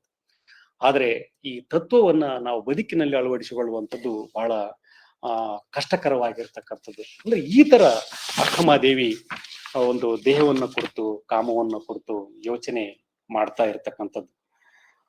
ಅದಕ್ಕೆ ಕೊನೆಗೆ ಆಕೆಯನ್ನು ಇಷ್ಟಪಡುವಂತಹ ಈ ಜಗತ್ತಿಗೆ ಹೇಳುವಂಥದ್ದು ಏನಪ್ಪಾ ಅಂತಂದ್ರೆ, ಬಟ್ಟೆಯ ಮೊಲೆಯ ಬರದ ಜೌವನದ ಚೆಲುವ ಕಂಡು ಬಂದಿರಣ್ಣ, ಬಟ್ಟೆಯ ಮೊಲೆಯ ಬರದ ಜೌವನದ ಚೆಲುವ ಕಂಡು ಬಂದಿರಣ್ಣ, ಅಣ್ಣ ನಾನು ಎಂಗೂಸಲ್ಲ, ಅಣ್ಣ ನಾನು ಸೂಳೆಯಲ್ಲ, ಅಣ್ಣ ಮತ್ತೆ ನನ್ನ ಕಂಡು ಕಂಡು ಆರೆಂದು ಬಂದಿರಣ್ಣ, ಚನ್ನಮಲ್ಲಿಕಾರ್ಜುನನಲ್ಲದೆ ಮಿಕ್ಕನ ಪರಪುರುಷನು ನಮಗಾಗದ ಮೋರೆ ನೋಡಣ್ಣ. ಆಕೆಯ ಕೊನೆಯ ಶರ ಇದು. ನೀವು ಅಥವಾ ಇಡೀ ಪುರುಷ ಜಗತ್ತು ಏನ್ ಯೋಚನೆ ಮಾಡುತ್ತೆ ಅಂತಂದ್ರೆ, ಹೆಣ್ಣಂದ್ರೆ ಮೊಲೆ, ಹೆಣ್ಣಂದ್ರೆ ದೇಹ, ಹೆಣ್ಣಂದ್ರೆ ಯೋನಿ, ಹೆಣ್ಣಂದ್ರೆ ಭೋಗ, ಹೆಣ್ಣಂದ್ರೆ ಪುರುಷನ ಆಕಾಂಕ್ಷೆಗಳನ್ನು ಈಡೇರಿಸುವ ಮಾಯೆ ಅನ್ನುವ ಪ್ರಕ್ರಿಯೆಯಲ್ಲಿ ಮತ್ತೆ ಮತ್ತೆ ಮತ್ತೆ ಮತ್ತೆ ನಾವು ಮಹಿಳೆಯನ್ನ ಒಳಗ್ ಮಾಡಿಕೊತಾ ಇರ್ತೀವಿ ನಾವು. ಇದು ಪ್ರಕೃತಿಗೆ ವಿರುದ್ಧವಾದ ಒಂದು ದ್ವಂದ್ವ ಇದು. ಈ ದ್ವಂದ್ವವನ್ನ ಮೀರ್ಲಿಕ್ಕೇನೆ ಅಕ್ಕಮಹಾದೇವಿ ಯೋಚನೆ ಮಾಡ್ತಾ ಇರುವಂಥದ್ದು. ಆದ್ದರಿಂದ ಕೇಳ್ತಾ ಇದ್ದಾಳೆ, ಚನ್ನಮಲ್ಲಿಕಾರ್ಜುನಲ್ಲದ ಮಿಕ್ಕನ ಪರಪುರುಷನು ನಮಗಾಗದ ಮೋರೆ ನೋಡಣ್ಣ. ಇಷ್ಟಾದ್ರೂ ಕೂಡ ಆಕೆಗೆ ಸಮಸ್ಯೆ ಇದೆ. ಹೇಗೆ ಅಂದ್ರೆ, ತೆರಣಿಯ ಉಳು ತನ್ನ ಸ್ನೇಹದಿಂದ ಮನೆಯ ಮಾಡಿ ತನ್ನ ನೂಲು ತನ್ನನೇ ಸುತ್ತಿ ಸಾವಂತೆ ಮನ ಬಂದುದನ್ನು ಬಯಸಿ ಬೇವುತ್ತಿದ್ದೆನಯ್ಯ, ಎನ್ನ ಮನದ ದುರಾಶೆಯ ಮಾಣಿಸಿ ನಿಮ್ಮತ್ತ ತೋರ ಚನ್ನಮಲ್ಲಿಕಾರ್ಜುನ. ಇಷ್ಟೆಲ್ಲಾ ಒಂದು ಆದರ್ಶದ ನೈತಿಕತೆಯ ತಾತ್ವಿಕತೆಯ ಒಂದು ಮನಸ್ಥಿತಿ ಅಕ್ಕಮಹಾದೇವಿಗೆ ಇದ್ರೂ ಕೂಡ ಆಕೆ ಎನ್ನ ಮನದ ದುರಾಶೆಯ ಮಾಣಿಸಿ, ಅಂದ್ರೆ ಇಂತಹ ಸ್ಥಿತಿಯಲ್ಲಿ ಇರ್ತಕ್ಕಂಥವಳಿಗೆ ಆ ದೇಹ ದುರಾಸೆಯನ್ನ ಒಡ್ಡುತ್ತದೆ ಅನ್ನೋದಾದ್ರೆ, ಇಂತಹ ಸ್ಥಿತಿಯಲ್ಲಿ ಇರಲಾರದಂತ ಲೋಕದ ದುರಾಶೆ ಅಂತದ್ದಿರುತ್ತೆ. ನಾವು ಯೋಚನೆ ಮಾಡ್ಬೇಕು. ನಾವು ಈ ದುರಾಸೆಯನ್ನ ಮೀರಿದ ಒಂದು ದೇಹ ಕಾಮದ ಜೊತೆಗೆ ನಾವಿದ್ದಾಗ ಮಾತ್ರ ಚನ್ನಮಲ್ಲಿಕಾರ್ಜುನ ಬರಲಿಕ್ಕೆ ಸಾಧ್ಯ ಇದೆ, ಅಥವಾ ಅದನ್ನ ನಾವು ಒಳಗು ಮಾಡಿಕೊಳ್ಳಿಕ್ಕೆ ಸಾಧ್ಯ ಇದೆ. ಅಂತಹ ಒಂದು ಸ್ಥಿತಿ ನನಗೆ ಕರುಣಿಸಪ್ಪ ನೀನು ಅಂತೇಳಿ ಆಕೆ ಮತ್ತೆ ಮತ್ತೆ ಪ್ರಕೃತಿಯನ್ನ ಬೇಡಿಕೊಳ್ತಾ ಇರುವಂತದ್ದು. ಹೀಗಾಗಿ ಚನ್ನಮಲ್ಲಿಕಾರ್ಜುನ ಬೇರೆಯಲ್ಲ, ಒಂದು ಪ್ರಕೃತಿಯ ನಡೆ ಕೂಡ ಬೇರೆಯಲ್ಲ. ಅದಕ್ಕೆ ಎನ್ನ ಕಾಯ ಮಣ್ಣು, ಜೀವ ಬಯಲು ಆವುದು ಹಿಡಿವೆನಯ್ಯ ದೇವಾ. ಎನ್ನ ಕಾಯ ಮಣ್ಣು ಜೀವ ಬಯಲು ಆವುದ ಹಿಡಿವೆನಯ್ಯ ದೇವಾ. ನಿಮ್ಮ ನಾವ ಪರಿಯಲ್ಲಿ ನೆನೆವೆನಯ್ಯ. ಎನ್ನ ಮಾಯೆಯನ್ನು ಮಾಣಿಸಯ್ಯ ಚನ್ನಮಲ್ಲಿಕಾರ್ಜುನ. ಈ ದೇಹ ಮಣ್ಣು ಅಂತ ಹೇಳ್ತೀವಿ, ಈ ಜೀವ ಬಯಲು ಅಂತ ಹೇಳ್ತೀವಿ. ಯಾವುದಪ್ಪ ಹಿಡಿಲಪ್ಪ ದೇವಾ. ಈ ಜೀವ ಇರ್ಲಾರ್ದೆ, ಈ ದೇಹ ಇರ್ಲಾರ್ದೆ, ಈ ಕಾಮ ಇರ್ಲಾರ್ದೆ ಇರ್ಲಿಕ್ಕೆ ನನಗೆ ಸಾಧ್ಯ ಇಲ್ಲ. ಎನ್ನ ಮಾಯೆಯನ್ನು ಮಾಣಿಸಯ್ಯ ಚನ್ನಮಲ್ಲಿಕಾರ್ಜುನ. ಹಿಂಗಾಗಿ ನನ್ನ ಮಾಯೆ, ನನ್ನ ಪ್ರೀತಿ, ನನ್ನ ದೇಹ, ನನ್ನ ಕಾಮ ಏನಾಗಬೇಕು ಅನ್ನೋದನ್ನ ಹೇಳಪ್ಪ ದೇವರೇ, ಚನ್ನಮಲ್ಲಿಕಾರ್ಜುನನೇ ಅಂತೇಳಿ ಆಕೆ ಬೇಡಿಕೊಳ್ತಾ ಇರತಕ್ಕಂಥದ್ದು. ಹೀಗೆ ಬೇಡಿಕೊಂಡು ಆಕೆ ತನ್ನ ಇಡೀ ದೇಹವನ್ನ ಒಂದು ಕದಳಿಯನ್ನಾಗಿ ಮಾಡಿಕೊಳ್ತಕ್ಕಂಥದ್ದು ಆಕೆ.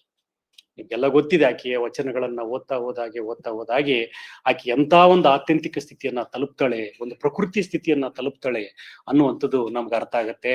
ಅದಕ್ಕೆ ಆಕಿ ತನ್ನ ಬಹಳ ಒಳ್ಳೆಯ ವಚನ ಬರೆದಿರುವಂಥದ್ದು, ಕದಳಿ ಎಂಬುದು ತನು, ಕದಳಿ ಎಂಬುದು ಮನ, ಕದಳಿ ಎಂಬುದು ವಿಷಯಗಳು, ಕದಳಿ ಎಂಬುದು ಭವಗುರಾರಣ್ಯ, ಕದಳಿ ಎಂಬುದು ಗೆದ್ದು ತವೆ ಬದುಕಿ ಬಂದು ಕದಳಿಯ ಬನದಲ್ಲಿ ಭವಹರನ ಕಂಡೆನು, ಭವಗೆಟ್ಟು ಬಂದ ಮಗಳೆಂದು ಕರ್ಣದಿಂ ತೆಗೆದು ಬಿಗಿಯೆಪ್ಪಿದರೆ ಚನ್ನಮಲ್ಲಿಕಾರ್ಜುನನ ಹೃದಯ ಕಮಲದಲ್ಲಿ ಅಡಗಿದೆನು. ಈ ಸ್ಥಿತಿಗೆ ಹೋಗ್ಬಿಟ್ಲು ಯಾರು? ನಮ್ಮ ಅಕ್ಕ ಮಹಾದೇವಿ. ಆ ಸ್ಥಿತಿಗೆ ಪ್ರತಿಯೊಬ್ಬ ಮನುಷ್ಯ ಹೋಗ್ಲಿಕ್ಕೆ ಸಾಧ್ಯನಾ? ಈ ಲೌಕಿಕ ಜಗತ್ತು ಹೋಗ್ಲಿಕ್ಕೆ ಸಾಧ್ಯನಾ? ನಮ್ಮ ಭಾವ ವಿಕಾರಗಳು ಹೋಗ್ಲಿಕ್ಕೆ ಸಾಧ್ಯನಾ ಅನ್ನುವಂತ ಒಂದು ಚಿಂತನೆಯನ್ನು ಕೂಡ ನಾವು ಮಾಡಬೇಕಾಗತ್ತೆ. ಆದ್ದರಿಂದ ಅಕ್ಕ ಮಹಾದೇವಿಯ ಈ ಒಂದು ತಾತ್ವಿಕತೆ, ದೇಹ ಮತ್ತು ಮನಸ್ಸನ್ನು ಕುರಿತ ಸಂಗತಿ ನನಗೆ ಬಹಳ ಮುಖ್ಯ ಅನಿಸುತ್ತೆ. ಕದಳಿ ಎಂಬುದು ತನು, ಕದಳಿ ಎಂಬುದು ಮನ, ಕದಳಿ ಎಂಬುದು ವಿಷಯಗಳು, ಕದಳಿ ಎಂಬುದು ಭವಗುರಾರಣ್ಯ, ಕದಳಿ ಎಂಬುದು ಗೆದ್ದು ತವೆ ಬದುಕಿ ಬಂದು ಕದಳಿಯ ಬನದಲ್ಲಿ ಭವಹರನ ಕಂಡೆನು, ಭವಗೆದ್ದು ಬಂದ ಮಗಳೆಂದು, ಭವಗೆದ್ದು ಬಂದ ಮಗಳೆಂದು ಕರ್ಣದಿಂ ತೆಗೆದು ಬಿಗಿಯೆಪ್ಪಿದರೆ, ಕರ್ಣದಿಂ ಬಂದು ಬಿಗಿಯೆಪ್ಪಿದರೆ ಚನ್ನಮಲ್ಲಿಕಾರ್ಜುನನ ಹೃದಯ ಕಮಲದಲ್ಲಿ ಅಡಗಿದೆನು. ಚನ್ನಮಲ್ಲಿಕಾರ್ಜುನನ ಹೃದಯ ಕಮಲದಲ್ಲಿ ಅಡಗಿದೆನು. ಈ ಹೃದಯ ಕಮಲದಲ್ಲಿ ಅಡಗುವ ಒಂದು ಭಾವಸ್ಥಿತಿ ನಮಗೆ ಬರಬೇಕಾದ್ರೆ ಈ ದೇಹ ಮತ್ತು ಕಾಮವನ್ನ ನಾವು ಪ್ರಕೃತಿಯ ಸಾತ್ಯತ್ಯದ ನಡೆಯೊಂದಿಗೆ ಸಂಯೋಗಗೊಳಿಸ್ಬೇಕೇ ಹೊರತು ಅದನ್ನ ಭೌತಿಕವಾದ ಅಥವಾ ಭೋಗದ ಅಥವಾ ವಿಲಾಸದ ಅಥವಾ ಸೃಷ್ಟಿಯ ಅಥವಾ ಒಂದು ಪುರುಷಾಹಂಕಾರದ ಪ್ರಮೇಯ ಪ್ರತೀಕವಾಗಿ ನಾವು ಅದರ ಜೊತೆಗಿದ್ರೆ ಅದರ ಒಂದು ಜೀವ ನಮಗೆ ಇಳಿಲಿಕ್ಕೆ ಸಾಧ್ಯ ಇಲ್ಲ, ಬರ್ಲಿಕ್ಕೆ ಸಾಧ್ಯ ಇಲ್ಲ ಅನ್ನುವಂತ ಒಂದು ಸತ್ಯವನ್ನ ಅಕ್ಕ ಮಹಾದೇವಿ ನಮಗೆ ಹೇಳ್ತಾ ಇದ್ದಾಳೆ ಅಂತೇಳಿ ಅನಿಸುತ್ತೆ. ಆದ್ದರಿಂದ ಕಿನ್ನರಿ ಬೊಮ್ಮಯ್ಯನ ಆ ಮಾತುಗಳೇನಿದೆ, ಅಕ್ಕ ಮಹಾದೇವಿಯ ಇರುವ ಮಾತುಗಳೇನಿದೆ, ಆ ಮಾತುಗಳೇ ಅಕ್ಕ ಮಹಾದೇವಿಯ ಒಂದು ದೊಡ್ಡ ಈ ದೇಹ ಕಾಮದ ದರ್ಶನವನ್ನ ನಮಗೆ ಕಟ್ಟಿಕೊಡುತ್ತೆ ಅಂತೇಳಿ ನನಗೆ ಅನಿಸುತ್ತೆ. ಸಮಯ ಆಗ್ತಾ ಇದೆ, ಇಷ್ಟು ಸಾಕನ್ಸುತ್ತೆ. ನನಗೆ ಈ ತರದ ಒಂದು ಅವಕಾಶವನ್ನ ಮಾಡಿಕೊಟ್ಟಿರ್ತಕ್ಕಂಥ ಮತ್ತು ಅನೇಕ ಗುರು ಹಿರಿಯರು ನಮ್ಮ ಜೊತೆಗೆ ಇದ್ದೀರಿ, ಅವರಿಗೆಲ್ಲ ತಲೆಬಾಗಿ ನಮಿಸಿ ನನ್ನ ಮಾತುಗಳನ್ನ ಮುಗಿಸ್ತೇನೆ. ನಮಸ್ಕಾರ.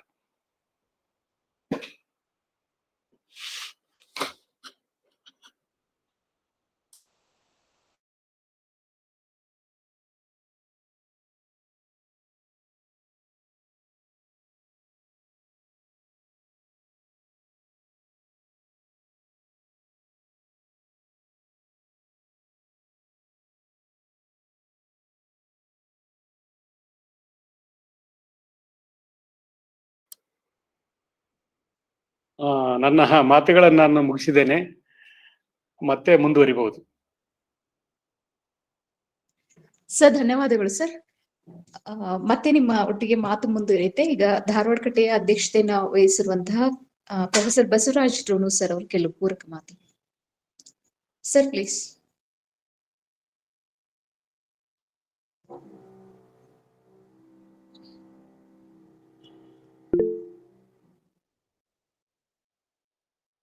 Sir Donu sir. Mostly sir left ಆಗಿರೋದು ಅನ್ಸುತ್ತೆ ಮೇಡಮ್. ಇಲ್ಲ ಸರ್ ಇದ್ದಾರೆ ಸರ್ ಇವರು. ಇಲ್ಲ ನಾನು ಇಲ್ಲಿ ಚೆಕ್ ಇನ್ ಆಗ್ತಾ ಇದ್ದೀನಿ ಡೆಲ್ಲಿಯಲ್ಲಿ. ಆ, ನೀವು ಚರ್ಚೆ ಮುಂದುವರಿಸಿ, ನಾನು ಆಮೇಲೆ ಸೇರ್ಕೊಳ್ತೀನಿ. ಇದನ್ನು ಕೇಳಿಸ್ಕೊಂಡು ನನ್ನ ಸರಿ ಮಾತುಗಳನ್ನ ಓಕೆ ಬೋರ್ಡ್ ಮಾಡ್ತಾ ಇದ್ದೀನಿ. ಸರಿ ಸರ್. ಸೊ ಇಷ್ಟೊತ್ತು ರಾಜಶೇಖರ್ ಹಳೆಮನಿ ಸರ್ ಅವರ ಮಾತುಗಳನ್ನ ಕೇಳಿದ್ವಿ. ಇದಕ್ಕೆ ಪೂರಕವಾಗಿ ಯಾರಾದ್ರೂ ಮಾತುಗಳನ್ನ ಸೇರಿಸೋ ಹಾಗಿದ್ರೆ ಅಥವಾ ಏನಾದ್ರು ಪ್ರಶ್ನೆಗಳಿದ್ರೆ ದಯವಿಟ್ಟು ತಮ್ಮ ಆಡಿಯೋನ ಅನ್ಮ್ಯೂಟ್ ಮಾಡಿಕೊಂಡು ಸರ್ ಜೊತೆಗೆ ನೇರವಾಗಿ ಮಾತನಾಡಬಹುದು. ಸರ್ ನಮಸ್ತೆ. ರಾಜಶೇಖರ್ ಸರ್, ಮೈಸೂರಿನಿಂದ ಕೆಂಪೇಗೌಡ ಮಾತಾಡೋದು. ನಮಸ್ತೆ ಸರ್. ನಮಸ್ತೆ. ತುಂಬ ಅದ್ಭುತವಾದಂಥ ಒಂದು ಒಳ್ಳೆಯ ಉಪನ್ಯಾಸವನ್ನು ನೀವು ನೋಡಿದ್ರಿ. ಮೊದಲಿಗೆ ತಮಗೆ ಧನ್ಯವಾದಗಳು ಸರ್. Thank you sir. ನಾನು ತಮ್ಮ ಜೊತೆ ಒಂದು ಕೊನೆಗೆ ಟಚ್ ಮಾಡಿದ್ರಿ ನೀವು, ಏನು ಅಂದರೆ ಕದಳಿಯನ್ನಾಗಿ ಮಾಡಿಕೊಂಡ್ಲು ಅಕ್ಕಮಹಾದೇವಿ ದೇಹವನ್ನೇ ಅಂತ ನಿಮ್ಮ ಜೊತೆ ಸಾಕಷ್ಟು ಚರ್ಚೆ ಮಾಡಿದ್ದೀನಿ. ಇವತ್ತಿಗೂ ಸ್ವಲ್ಪ ಒಂಚೂರು ಅದು ಮನಸ್ಸಿನಲ್ಲಿ ನನಗೆ ಎಲ್ಲೋ ಒಂದು ಕಡೆ ಈ ಕದಳಿ ಅನ್ನುವಂಥ ಈ ಶಬ್ದ ಇದೆಯಲ್ಲ ಸರ್, ಇದು ಬಾಳೆ ಅಥವಾ ಬಾಳು ಮಾಗುವಿಕೆ ಅನ್ನೋ ಅರ್ಥದಲ್ಲಿ ತಗೋಬೇಕಾ,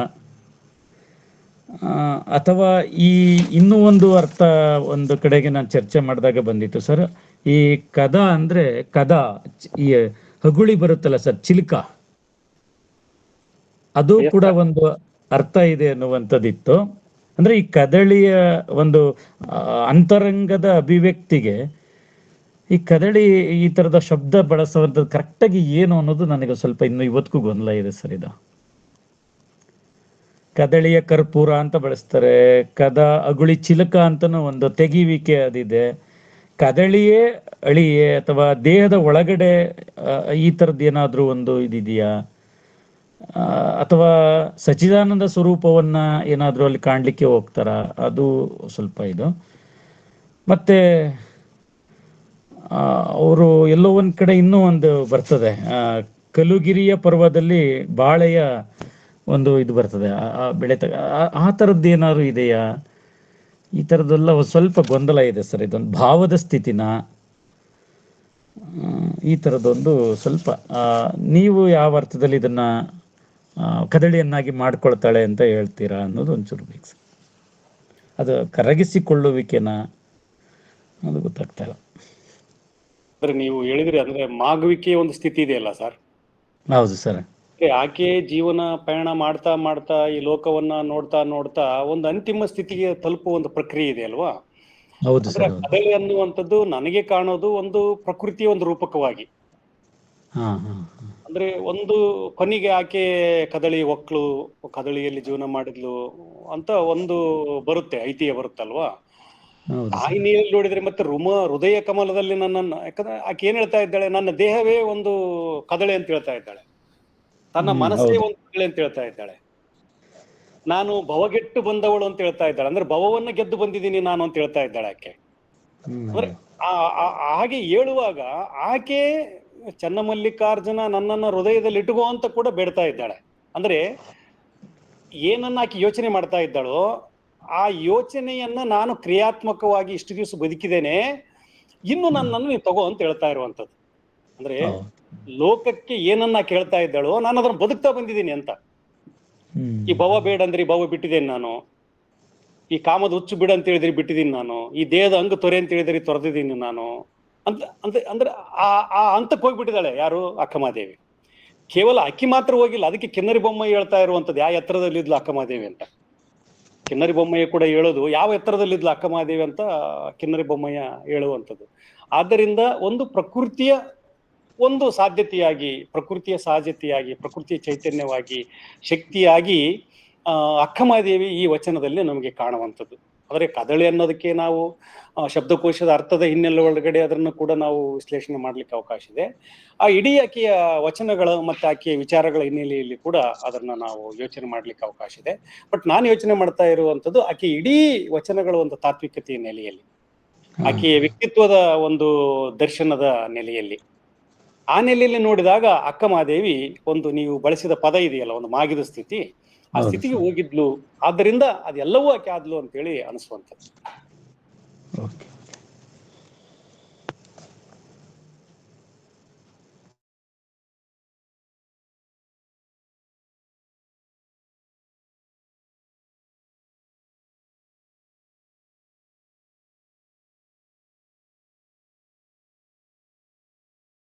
ಹಲೋ ಹಲೋ ಸರ್ ಮಾತಾಡಿ ಸರ್. ರಾಜಶೇಖರ್ ರಾಜಶೇಖರ್ ಕೇಳಿಸುತ್ತೆ ಸರ್. ಹಲೋ ಹಲೋ, ಕೇಳಿಸುತ್ತೆ ಸರ್, ಕೇಳಿಸುತ್ತೆ. ಸರ್ ಕೇಳಿಸ್ತಿದೆ, ನೀವು ಮಾತಾಡಿ ಸರ್. ಮಾತಾಡಿ ಸರ್. ರಾಜಶೇಖರ್ ತುಂಬಾ ಚೆನ್ನಾಗಿ ಮಾತಾಡಿದ್ರೆ, ತುಂಬಾ ಚೆನ್ನಾಗಿ ವಿಶ್ಲೇಷಣೆ ಬಂತು. ಅಕ್ಕನನ್ನ ನಿಜವಾಗಿ ಅರ್ಥ ಮಾಡಿಕೊಳ್ಳಬಹುದು ಮತ್ತು ಅಕ್ಕನನ್ನ ನೋಡ್ಬೇಕಾದ ದೃಷ್ಟಿನೇ ಇದು. ನಾವು ಯಾವ್ಯಾವುದೋ ಯೋಚನೆಗಳಲ್ಲಿ ಅವಕ್ಕನ್ನ ನೋಡಕ್ ಹೋಗ್ತೀವಿ. ಕೆಂಪೇಗೌಡರು ಇತ್ತಿದ್ರಲ್ಲ ಪ್ರಶ್ನೆ, ಅದು ಈ ಈ ಬಾಳೆವನ ಅನ್ನೋದೇ ಒಂದು ಮಾಗಿದ ಇದು. ಅದು ಇವಾಗ ಬಾಳೆವನ ಅನ್ನೋದನ್ನ ಅಕ್ಕ ಯಾವ ತರ ತಗೊಳ್ತಾರೆ ಅಂದ್ರೆ, ಅದು ಆಧ್ಯಾತ್ಮದ ಅನುಭೂತಿಯ ಮಾಗುವಿಕೆ. ಅದು ಒಂದು ಒಂದು ಬಾಳೆವನದಲ್ಲಿ ಹೇಗೆ ಬಾಳೆಕಾಯಿ ಹಣ್ಣಾಗ್ತದೋ ಮಾಗ್ತದೋ, ಹಾಗೆ ಆಧ್ಯಾತ್ಮ ಅನ್ನುವ ಈ ಒಳಗಿನ ಕದಳಿ ವನದಲ್ಲಿ ನಾನು ಮಾಗಿಬಿಟ್ಟಿದ್ದೀನಿ ಎನ್ನುವ ಅರ್ಥದಲ್ಲೇನೆ ಹೇಳುವಂಥದ್ದು ಅದು. ಮತ್ತೆ ಹಾಗೆ ಗ್ರಹಿಸಬೇಕಾಗಿದ್ದು ಕೂಡ ಅದು. ಅದು ಬಹಳ ನೀರವಾದ್ದು ಮತ್ತೆ ಅದು ಜನಕ್ಕೆ ಮತ್ತು ಅಕ್ಕನ ಜೀವನಕ್ಕೆ ಬಹಳ ಹತ್ತಿರವಾದಂತ ವಿಶ್ಲೇಷಣೆ ಅಂತ ನನಗೂ ಅನಿಸ್ತದೆ. ಬಹಳ ಬಹಳ ಸೊಗಸಾಗಿ ಮತ್ತು ಅಕ್ಕನಿಗೆ ಸಮೀಪದ ಅರ್ಥಗಳನ್ನು ಕೂಡ ತಾವು ಇವರು ಹೊಡಿಸಿದ್ರೆ ನಂಗೆ ಬಹಳ ಖುಷಿ ಆಯ್ತು. ಅಭಿನಂದನೆಗಳು. ಧನ್ಯವಾದಗಳು ಸರ್, ಧನ್ಯವಾದಗಳು. ಮರಗುತ್ತಿ ಸರ್ ನನ್ನ ಜೊತೆಗಿದ್ದಾರೆ, ಅವರು ಅಭಿನಂದನೆ ಹೇಳ್ತಿದ್ದಾರೆ. Thank you sir. ಏನೋ ತಿಳಿದಿದ್ದನ್ನು ಹಂಚಿಕೊಳ್ಳೋ ಸರ್ ನಿಮ್ ಜೊತೆಗೆ ಅಷ್ಟೇ.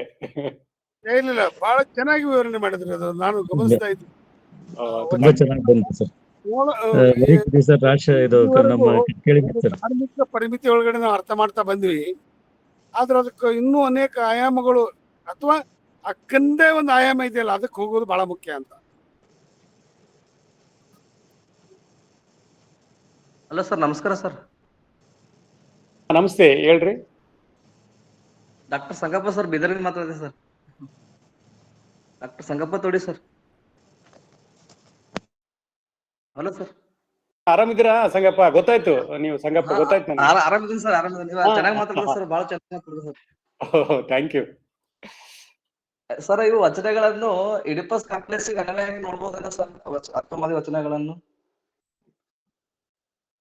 ನೋಡ್ಬಹುದು, ಬಟ್ ಅದಕ್ಕೆ ಬೇಕಾದ ಒಂದು ತಯಾರಿ ಬೇಕು. ಇಡಿಪಸ್ ಕಾಂಪ್ಲೆಕ್ಸ್ ಮೂಲಕವಾಗಿ ಅದು ಈಡಿಪಸ್ ಕಾಂಪ್ಲೆಕ್ಸ್ ತತ್ವ ಅಕ್ಕಮಹಾದೇವಿ ಕಾಲಕ್ಕೆ ಹುಟ್ಟಿರ್ಲಿಲ್ಲ ಅದು, ಬಟ್ ನೋಡ್ಲಿಕ್ಕೆ ಅವಕಾಶಗಳಿದೆ, ನೋಡ್ಬೋದು ಸರ್. ಮತ್ತು ವಚನಗಳನ್ನು ಮನಃಶಾಸ್ತ್ರೀಯ ಹಿನ್ನೆಲೆಯಿಂದ ದೇಹವನ್ನು ಮನಃಶಾಸ್ತ್ರೀಯ ಮೂಲಕವಾಗಿ ಬಿ ಅರ್ಥೈಸಬಹುದಲ್ಲ ಸರ್? ಅರ್ಥೈಸ್ಲಿಕ್ಕೆ ಅವಕಾಶ ಇದೆ. ಅಂದ್ರೆ ಎಲ್ಲಾ ರೀತಿಯಿಂದಲೂ ವಚನಗಳನ್ನ ಅರ್ಥೈಸ್ಲಿಕ್ಕೆ ಅವಕಾಶ ಇದೆ. ಈಗ ನಾವು ಯೋಚನೆ ಮಾಡ್ತಾ ಇರುವಂತದ್ದು ಅದು ಒಂದು ಸಣ್ಣ ಕೂದಲೆಳೆಯಷ್ಟೇ.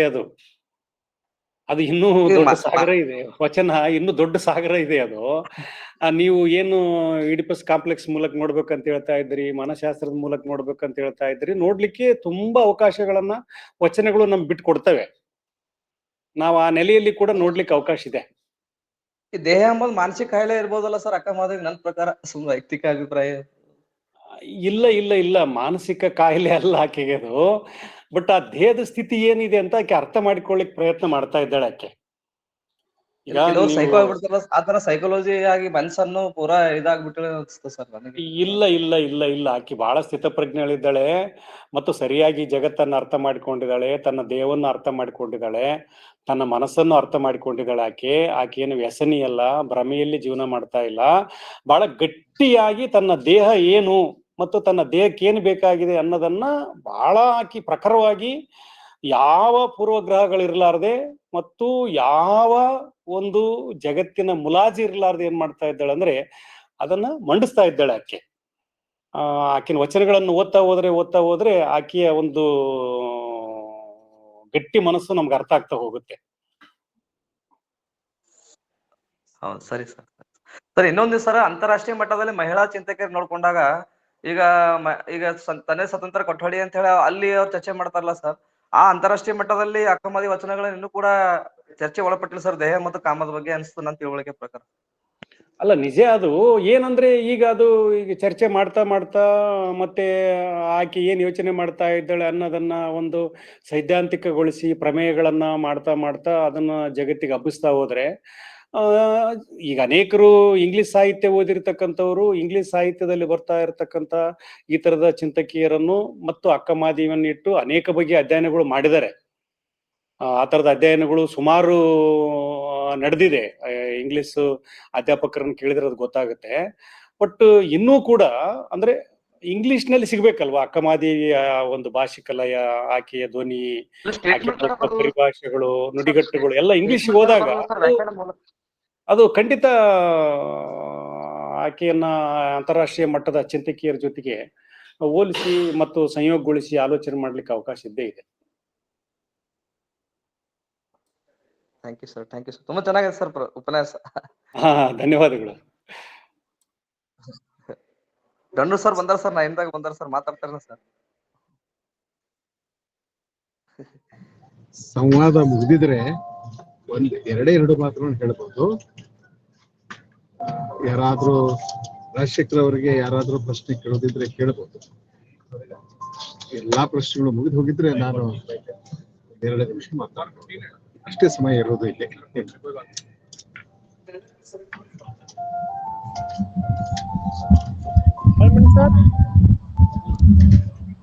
Hello Halimani sir.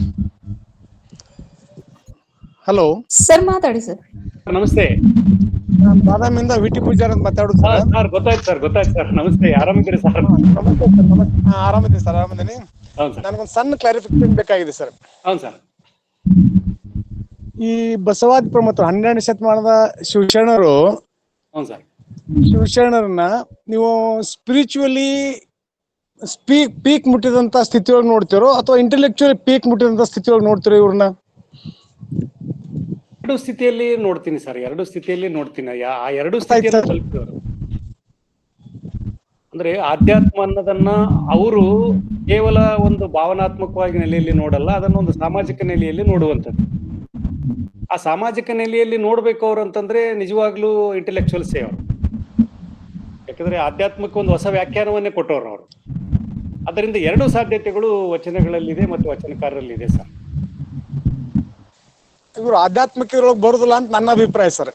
ಇಂಟೆಲೆಕ್ಚುಯಲ್ ಇದ್ರೊಳಗ ಸಾಮಾಜಿಕ ಸುಧಾರಣೆಗಾಗಿ ಪ್ರಯತ್ನ ಮಾಡಿದವರು ಹೊರತು ಆಧ್ಯಾತ್ಮಿಕವಾಗಿ ಇವರು ಸಮಾಜದ ಒಂದು ಇದ್ರೊಳಗ ಇನ್ಕ್ಲೂಡ್ ಆಗೋದಿಲ್ಲ. ಯಾಕೆ ಪರಮಹಂಸರಂಗ, ಆಮೇಲೆ ಕೆಲವೊಂದು ದೊಡ್ಡ ದೊಡ್ಡ ಭಕ್ತಿ ಪಂಥದ ಇದ್ರೊಳಗೆ ಬರ್ತಾರಲ್ಲ, ಆ ಇದ್ರೊಳಗೆ ಬರ್ತಾರಲ್ಲ ಅಂತ ನನ್ ಡೌಟ್.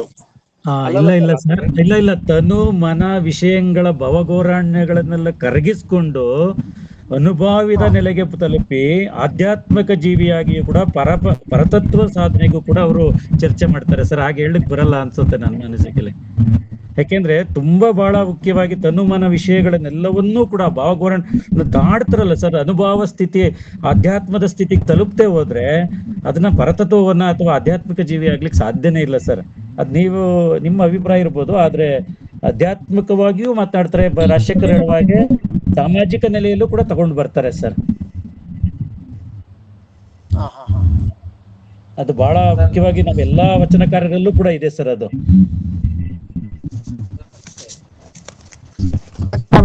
ಇಂಟೆಲೆಕ್ಚುಯಲಿ ಪೀಕ್ ಇದ್ರೊಳಗೆ ಅವ್ರು ನೋಡ್ತಾರೆ, ಆಧ್ಯಾತ್ಮಿಕ ಇದ್ರೊಳಗೆ ಅವ್ರನ್ನ ಕನ್ಸಿಡರ್ ಮಾಡಿಲ್ಲ ಅಂತ, ಅದಕ್ಕೆ ತಮ್ಮ ಕ್ಲಾರಿಫಿಕೇಶನ್ ಕೇಳಿದೆ ಸರ್. ಇಲ್ಲ ಸರ್, ಅಂದ್ರೆ ಅವರು ಆಧ್ಯಾತ್ಮ ಅನ್ನೋದನ್ನ ಈಗ ರಾಮಕೃಷ್ಣ ಪರಮಹಂಸರು ಮಂಡನೆ ಮಾಡುವಂತದ್ದು, ಅರವಿಂದರು ಮಂಡನೆ ಮಾಡುವಂತ ಒಂದು ಅಂದ್ರೆ ಚಿಂತನೆಯ ಮಟ್ಟದಲ್ಲಿ ಆ ಆಧ್ಯಾತ್ಮದ ಜೊತೆಗೇನೆ ಇದ್ದಾರೆ ಸರ್ ವಚನಕಾರರು. ಅಂದ್ರೆ ಅದನ್ನ ಒಂದು ಸಾಮಾಜಿಕವಾಗಿ ಆ ಆಧ್ಯಾತ್ಮವನ್ನ ಸಂಯೋಗಗೊಳಿಸುವ ಒಂದು ಪ್ರಕ್ರಿಯೆಯನ್ನು ಕೂಡ ಒಂದು ಅರಿವನ್ನಾಗಿ ಅವ್ರು ಮಾಡಿದ್ದು ಕೂಡ ವಚನಗಳ ಮೂಲಕ ನಾವು ಕಾಣ್ಲಿಕ್ಕೆ ಸಾಧ್ಯ ಇದೆ. ಅಂದ್ರೆ ಅದು ಒಂದು ಪರ್ಸನಲ್ ಅಲ್ಲ ಅಂತ. ಅಂದ್ರೆ ನಿಮಗೆ ಆಧ್ಯಾತ್ಮ ಅನ್ನುವಂಥದ್ದು ವೈಯಕ್ತಿಕವಾದ ಸಂಗತಿ ಅಲ್ಲ. ಅದು ಆಧ್ಯಾತ್ಮ ಅನ್ನುವಂಥದ್ದು ಅದು ಸಾಮಾಜಿಕವಾದದ್ದು ಮತ್ತು ನಮ್ಮ ಕ್ರಿಯೆಯಲ್ಲಿರುವಂಥದ್ದು ಅಂತ. ಅದು ಎಷ್ಟು ಕ್ರಿಯೆಯಲ್ಲಿರುವಂಥದ್ದು ಅನ್ನೋದು ಬಹಳ ಮುಖ್ಯವಾದದ್ದು ಅದು. ಆದ್ರಿಂದ ಆ ಕ್ರಿಯೆ ಆಧ್ಯಾತ್ಮ ಯಾವಾಗ್ಲೂ ಮುಖ್ಯ. ಆ ಕ್ರಿಯೆ ಇಲ್ಲದ ಆಧ್ಯಾತ್ಮಕ್ಕೆ ಅರ್ಥ ಇಲ್ಲ ಅಂತ.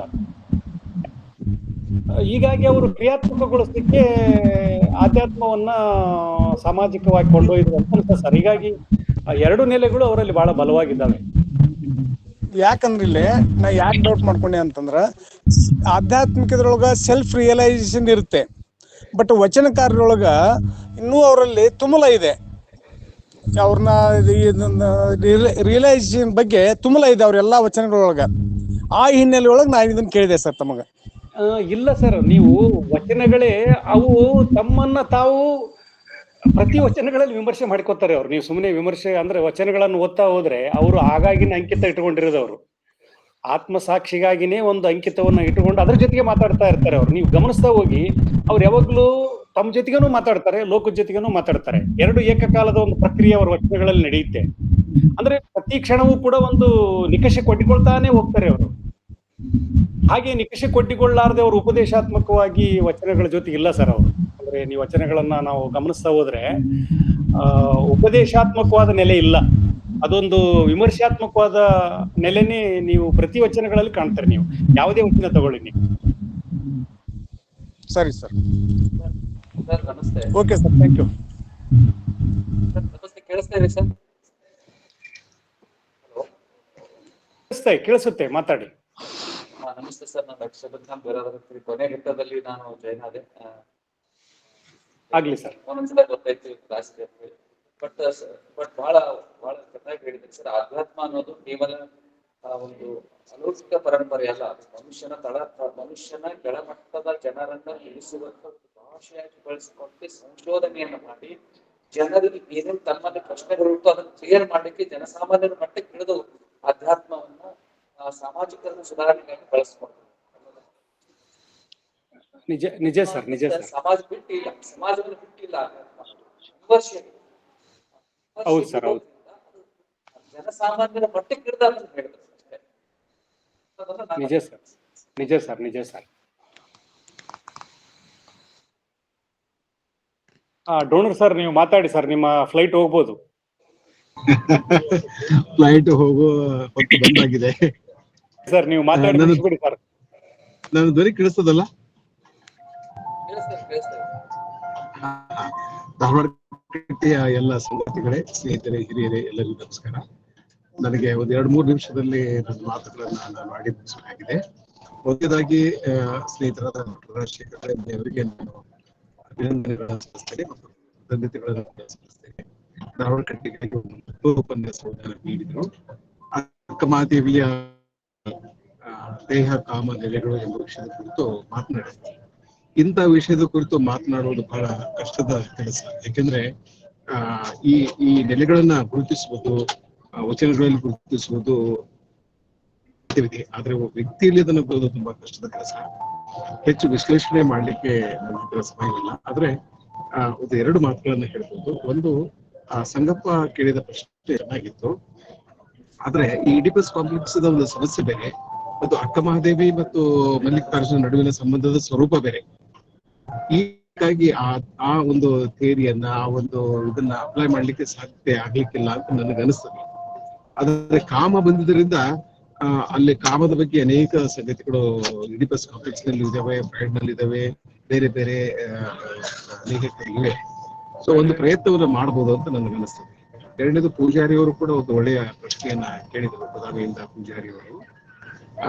ಶ್ರೀ ಅರಬಿಂದೋ ಅವರು ಒಂದು ಕಡೆಯನ್ನು ಬರೆದಿದ್ದಾರೆ. ಈ ಬ್ಯೂಟಿ ಅನ್ನೋದನ್ನ 4 ರೀತಿಯಲ್ಲಿ ಅವರು ವಿಶ್ಲೇಷಣೆ ಮಾಡ್ತಾರೆ. ಯಾವುದದು imaginative beauty, sensuous beauty, intellectual beauty ಮತ್ತು ಐಡಿಯಲ್ ಬ್ಯೂಟಿ ಅಂತ. ಸೊ ನನಗನ್ನಿಸ್ತದೆ ವಚನಕಾರರಲ್ಲೂ ಕೂಡ ಈ ಮುಖ ಚಲನೆ ನಾವು ಕಾಣಬಹುದು. ರಾಜಶೇಖರ್ ಹೇಳಿದ ಹಾಗೆ ಆ ಒಂದು ಹಂತ ದಾಡ್ತಾ ಹೋಗ್ತಾರೆ ಅವರು. ಅನೇಕ ಪ್ರಶ್ನೆಗಳು ಕೇಳ್ತಾರೆ, ತಮ್ಮನ್ನ ತಾವು ಪರೀಕ್ಷೆಗೆ ಒಡ್ಕೊಡ್ತಾರೆ, ತಮ್ಮ ಭಾವನೆಗಳ ಬಗ್ಗೆ, ಮನಸ್ಸಿನ ಬಗ್ಗೆ ಸಂದೇಹಗಳನ್ನು ಕೂಡ ವ್ಯಕ್ತಪಡಿಸ್ತಾರೆ. ಕೊನೆಗೆ ಆಧ್ಯಾತ್ಮಿಕತೆಯನ್ನ ಹೋಗಿ ಅವರು ಮುಟ್ತಾರೆ ಅಂತ ನನಗೆ ಅನಿಸ್ತದೆ. ಎರಡನೇದು, ಈ ಕಾಮವನ್ನ ರಾಜಶೇಖರ್ ಹೆಣ್ಣಿನ ಪರಿಕಲ್ಪನೆಯಿಂದ, ಹೆಣ್ಣಿನ ನೆಲೆಯಿಂದ ನೋಡುವ ಪ್ರಯತ್ನವನ್ನ ಸರಿಯಾಗಿದೆ. ಹಾಗೆ ಅದನ್ನ ಗಂಡಿನ ನೆಲೆಯಿಂದ, ಪುರುಷನ ನೆಲೆಯಿಂದ ನೋಡುವ ಪ್ರಯತ್ನವನ್ನು ಮಾಡಿದ್ರೆ ಇನ್ನೂ ಅನೇಕ ಸತ್ಯಗಳು, ಸತ್ಯ ಸಂಗತಿಗಳು ನಮ್ಮ ಅನುಭವಕ್ಕೆ ಬರ್ತವೆ, ನಮ್ಮ ತಿಳುವಳಿಕೆಗೆ ತರ್ತವೆ ಅನ್ನೋದು ನನ್ನ ಅಭಿಮತ. ಉದಾಹರಣೆಗೆ ಅವರು ಪುರುಷರು ಹೆಣ್ಣನ್ನ ವಸ್ತುವನ್ನಾಗಿ ಮಾಡಿಕೊಟ್ಟಿದ್ರು ಅಂತ ಹೇಳಿದ್ರು. ಅದು ಒಂದು ಕಾಲಕ್ಕೆ ಸತ್ಯ, ಈ ಕಾಲಕ್ಕೆ ಅದು ಸತ್ಯವಾದ ಮಾತಲ್ಲ. ಯಾಕಂದ್ರೆ ಆ ಕಾಲದಲ್ಲಿ ಎಲ್ಲಾ ಪವರ್ಸ್, ಯಾವ್ದು ನಾವು ಹೇಳ್ತೇವಲ್ಲ, ಅಧಿಕಾರ ಅನ್ನೋದು, ಎಲ್ಲಾ ರೀತಿಯ ಅಧಿಕಾರ ಪುರುಷನಲ್ಲಿ ಕೇಂದ್ರೀಕೃತವಾಗಿದ್ದರಿಂದ ಅವನು ಹೆಣ್ಣನ್ನ ಭೋಗದ ವಸ್ತುವನ್ನಾಗಿ ಮಾಡಿಕೊಡ್ತಾನೆ. ಈಗ ಅಧಿಕಾರ ವಿಕೇಂದ್ರೀಕರಣ ಆಗಿದೆ, ಸ್ತ್ರೀಯರ ಕೈಗೂ ಅಧಿಕಾರ ಬಂದಿದೆ. ಹೀಗಾಗಿ ಅನೇಕ ಜನ ಸ್ತ್ರೀಯರು ಕೂಡ ಪುರುಷರನ್ನ ಭೋಗದ ವಸ್ತುವನ್ನಾಗಿ ಮಾಡ್ಕೊಳ್ತಾ ಇದ್ದಾರೆ. ಬೇರೆ ಬೇರೆ ರೀತಿಯ ಸಂಕಥನಗಳು, ಚರ್ಚೆಗಳು ಆಗ್ಬೇಕಾಗಿದೆ. ನಾವು ವಿಶಾಲವಾಗಿ ತಿರುಗಾಡಿ ನೋಡಿದ್ರೆ ನಿಮಗೆ ಹೇಗೆ ಸ್ತ್ರೀಯರು ಅಥವಾ ಹೆಣ್ಮಕ್ಳು ಪುರುಷರನ್ನ ಹೇಗೆ ಭೋಗದ ವಸ್ತುವನ್ನಾಗಿ ಕಾಣ್ತಾ ಇದ್ದಾರೆ, ಹೇಗೆ ಮಾರ್ಕೆಟ್ ಮಾಡ್ತಾ ಇದ್ದಾರೆ, ಹೇಗೆ ಕಾಮವನ್ನ ಅವರು ಪರ್ಚೇಸ್ ಮಾಡ್ತಾ ಇದ್ದಾರೆ ಅನ್ನೋದು ಕೂಡ ಗೊತ್ತಾಗ್ತದೆ. ಸೊ ಹೀಗಾಗಿ ನಾವು ಒಂದು ನೆಲೆಯಿಂದ ನೋಡಿದ್ರೆ ನಮಗೆ ಸತ್ಯದ ಒಂದು ಮುಖ ಮಾತ್ರ ಪರಿಚಯ ಆಗ್ತದೆ. ಎರಡೂ ಮುಖಗಳನ್ನ ಪರಿಚಯ ಆಗ್ಬೇಕು ಅನ್ನೋದಾದ್ರೆ ಈ ಸಮಸ್ಯೆಯನ್ನು ಎರಡೂ ನೆಲೆಗಳಿಂದ ನೋಡೋ ಪ್ರಯತ್ನ ಮಾಡಬೇಕು ಅಂತ ಅನಿಸ್ತದೆ. ಅಕ್ಕ ಮಹಾದೇವಿಯ ಬಗ್ಗೆ ಇಂಥ ಉಪನ್ಯಾಸಗಳನ್ನ ನಾವು ಮೇಲಿಂದ ಮೇಲೆ ಏರ್ಪಡಿಸಬೇಕು, ಚರ್ಚೆಯನ್ನು ಮಾಡಬೇಕು. ಯಾಕಂದ್ರೆ ಅನೇಕ ಸಂಗತಿಗಳು ನಮಗೆ ಅಕ್ಕ ಮಹಾದೇವಿಯ ವ್ಯಕ್ತಿತ್ವದ ಬಗ್ಗೆ, ಅಕ್ಕ ಮಹಾದೇವಿಯ ವಚನದ ಸಾಧ್ಯತೆಗಳ ಬಗ್ಗೆ ನಮಗೆ ಗೊತ್ತಿಲ್ಲ. ರಾಜಶೇಖರ್ ಹಳೆಮನೆ ಒಳ್ಳೆಯ ಪ್ರಯತ್ನವನ್ನು ಮಾಡಿದ್ರು. ಎಲ್ಲ ಮಾತುಗಳಿಗೆ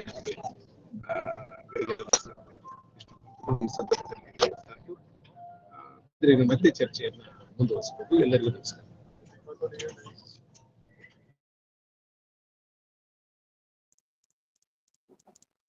ಸರ್ ಧನ್ಯವಾದಗಳು ಸರ್. ಮತ್ತೇನಾದ್ರು ಪ್ರಶ್ನೆಗಳಿದ್ರೆ ಒಂದು ಪ್ರಶ್ನೆಯನ್ನ ನಾವು ಕೈಗೆತ್ಕೊಂಡು ಕಾರ್ಯಕ್ರಮವನ್ನು ಮುಕ್ತಾಯಗೊಳಿಸಬಹುದು.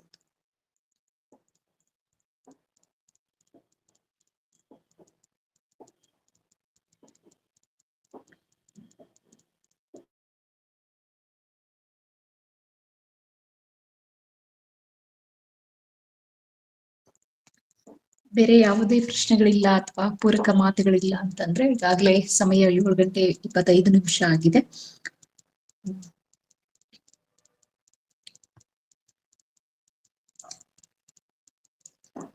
ಸೊ ಈವರೆಗೂ ಕೂಡ 60 ನಿಮಿಷಗಳ ಕಾಲ ರಾಜಶೇಖರ್ ಹಳೆಮನೆ ಸರ್ ಅವರು ಅಕ್ಕ ಮಹಾದೇವಿಯನ್ನ ಕೇಂದ್ರವಾಗಿಟ್ಕೊಂಡು ಇಷ್ಟೊಂದು ಮಾತುಗಳನ್ನ ಆಡಿದರೆ. ಆ ಮೂಲಕ ಚರ್ಚೆಗೆ ಒಂದು ಧಾರವಾಡ ಕಟ್ಟೆ ವೇದಿಕೆ ತೆರೆದುಕೊಂಡು ನಾವು ಆಹ್ವಾನ ನೀಡಿದಾಗೆಲ್ಲಾನು ಕೂಡ ನಮ್ಮ ಆಹ್ವಾನವನ್ನ ಸ್ವೀಕಾರ ಮಾಡಿ ಧಾರವಾಡ ಕಟ್ಟೆಯ ವೇದಿಕೆಯಲ್ಲಿ ತಮ್ಮ ಜ್ಞಾನವನ್ನ ವಿಸ್ತರಿಸುತ್ತಿರುವಂತಹ ರಾಜಶೇಖರ್ ಹಳೆಮನೆ ಸರ್ಗೆ ಧಾರವಾಡ ಕಟ್ಟೆಯ ಪರವಾಗಿ ಹಾಗೆ ಇಲ್ಲಿ ನಡೆದಿರುವಂತಹ ಎಲ್ಲ ಸಾಹಿತ್ಯಾಸಕ್ತರ ಪರವಾಗಿ ತುಂಬ ಹೃದಯದ ಧನ್ಯವಾದಗಳನ್ನ ಅರ್ಪಿಸ್ತೇವೆ.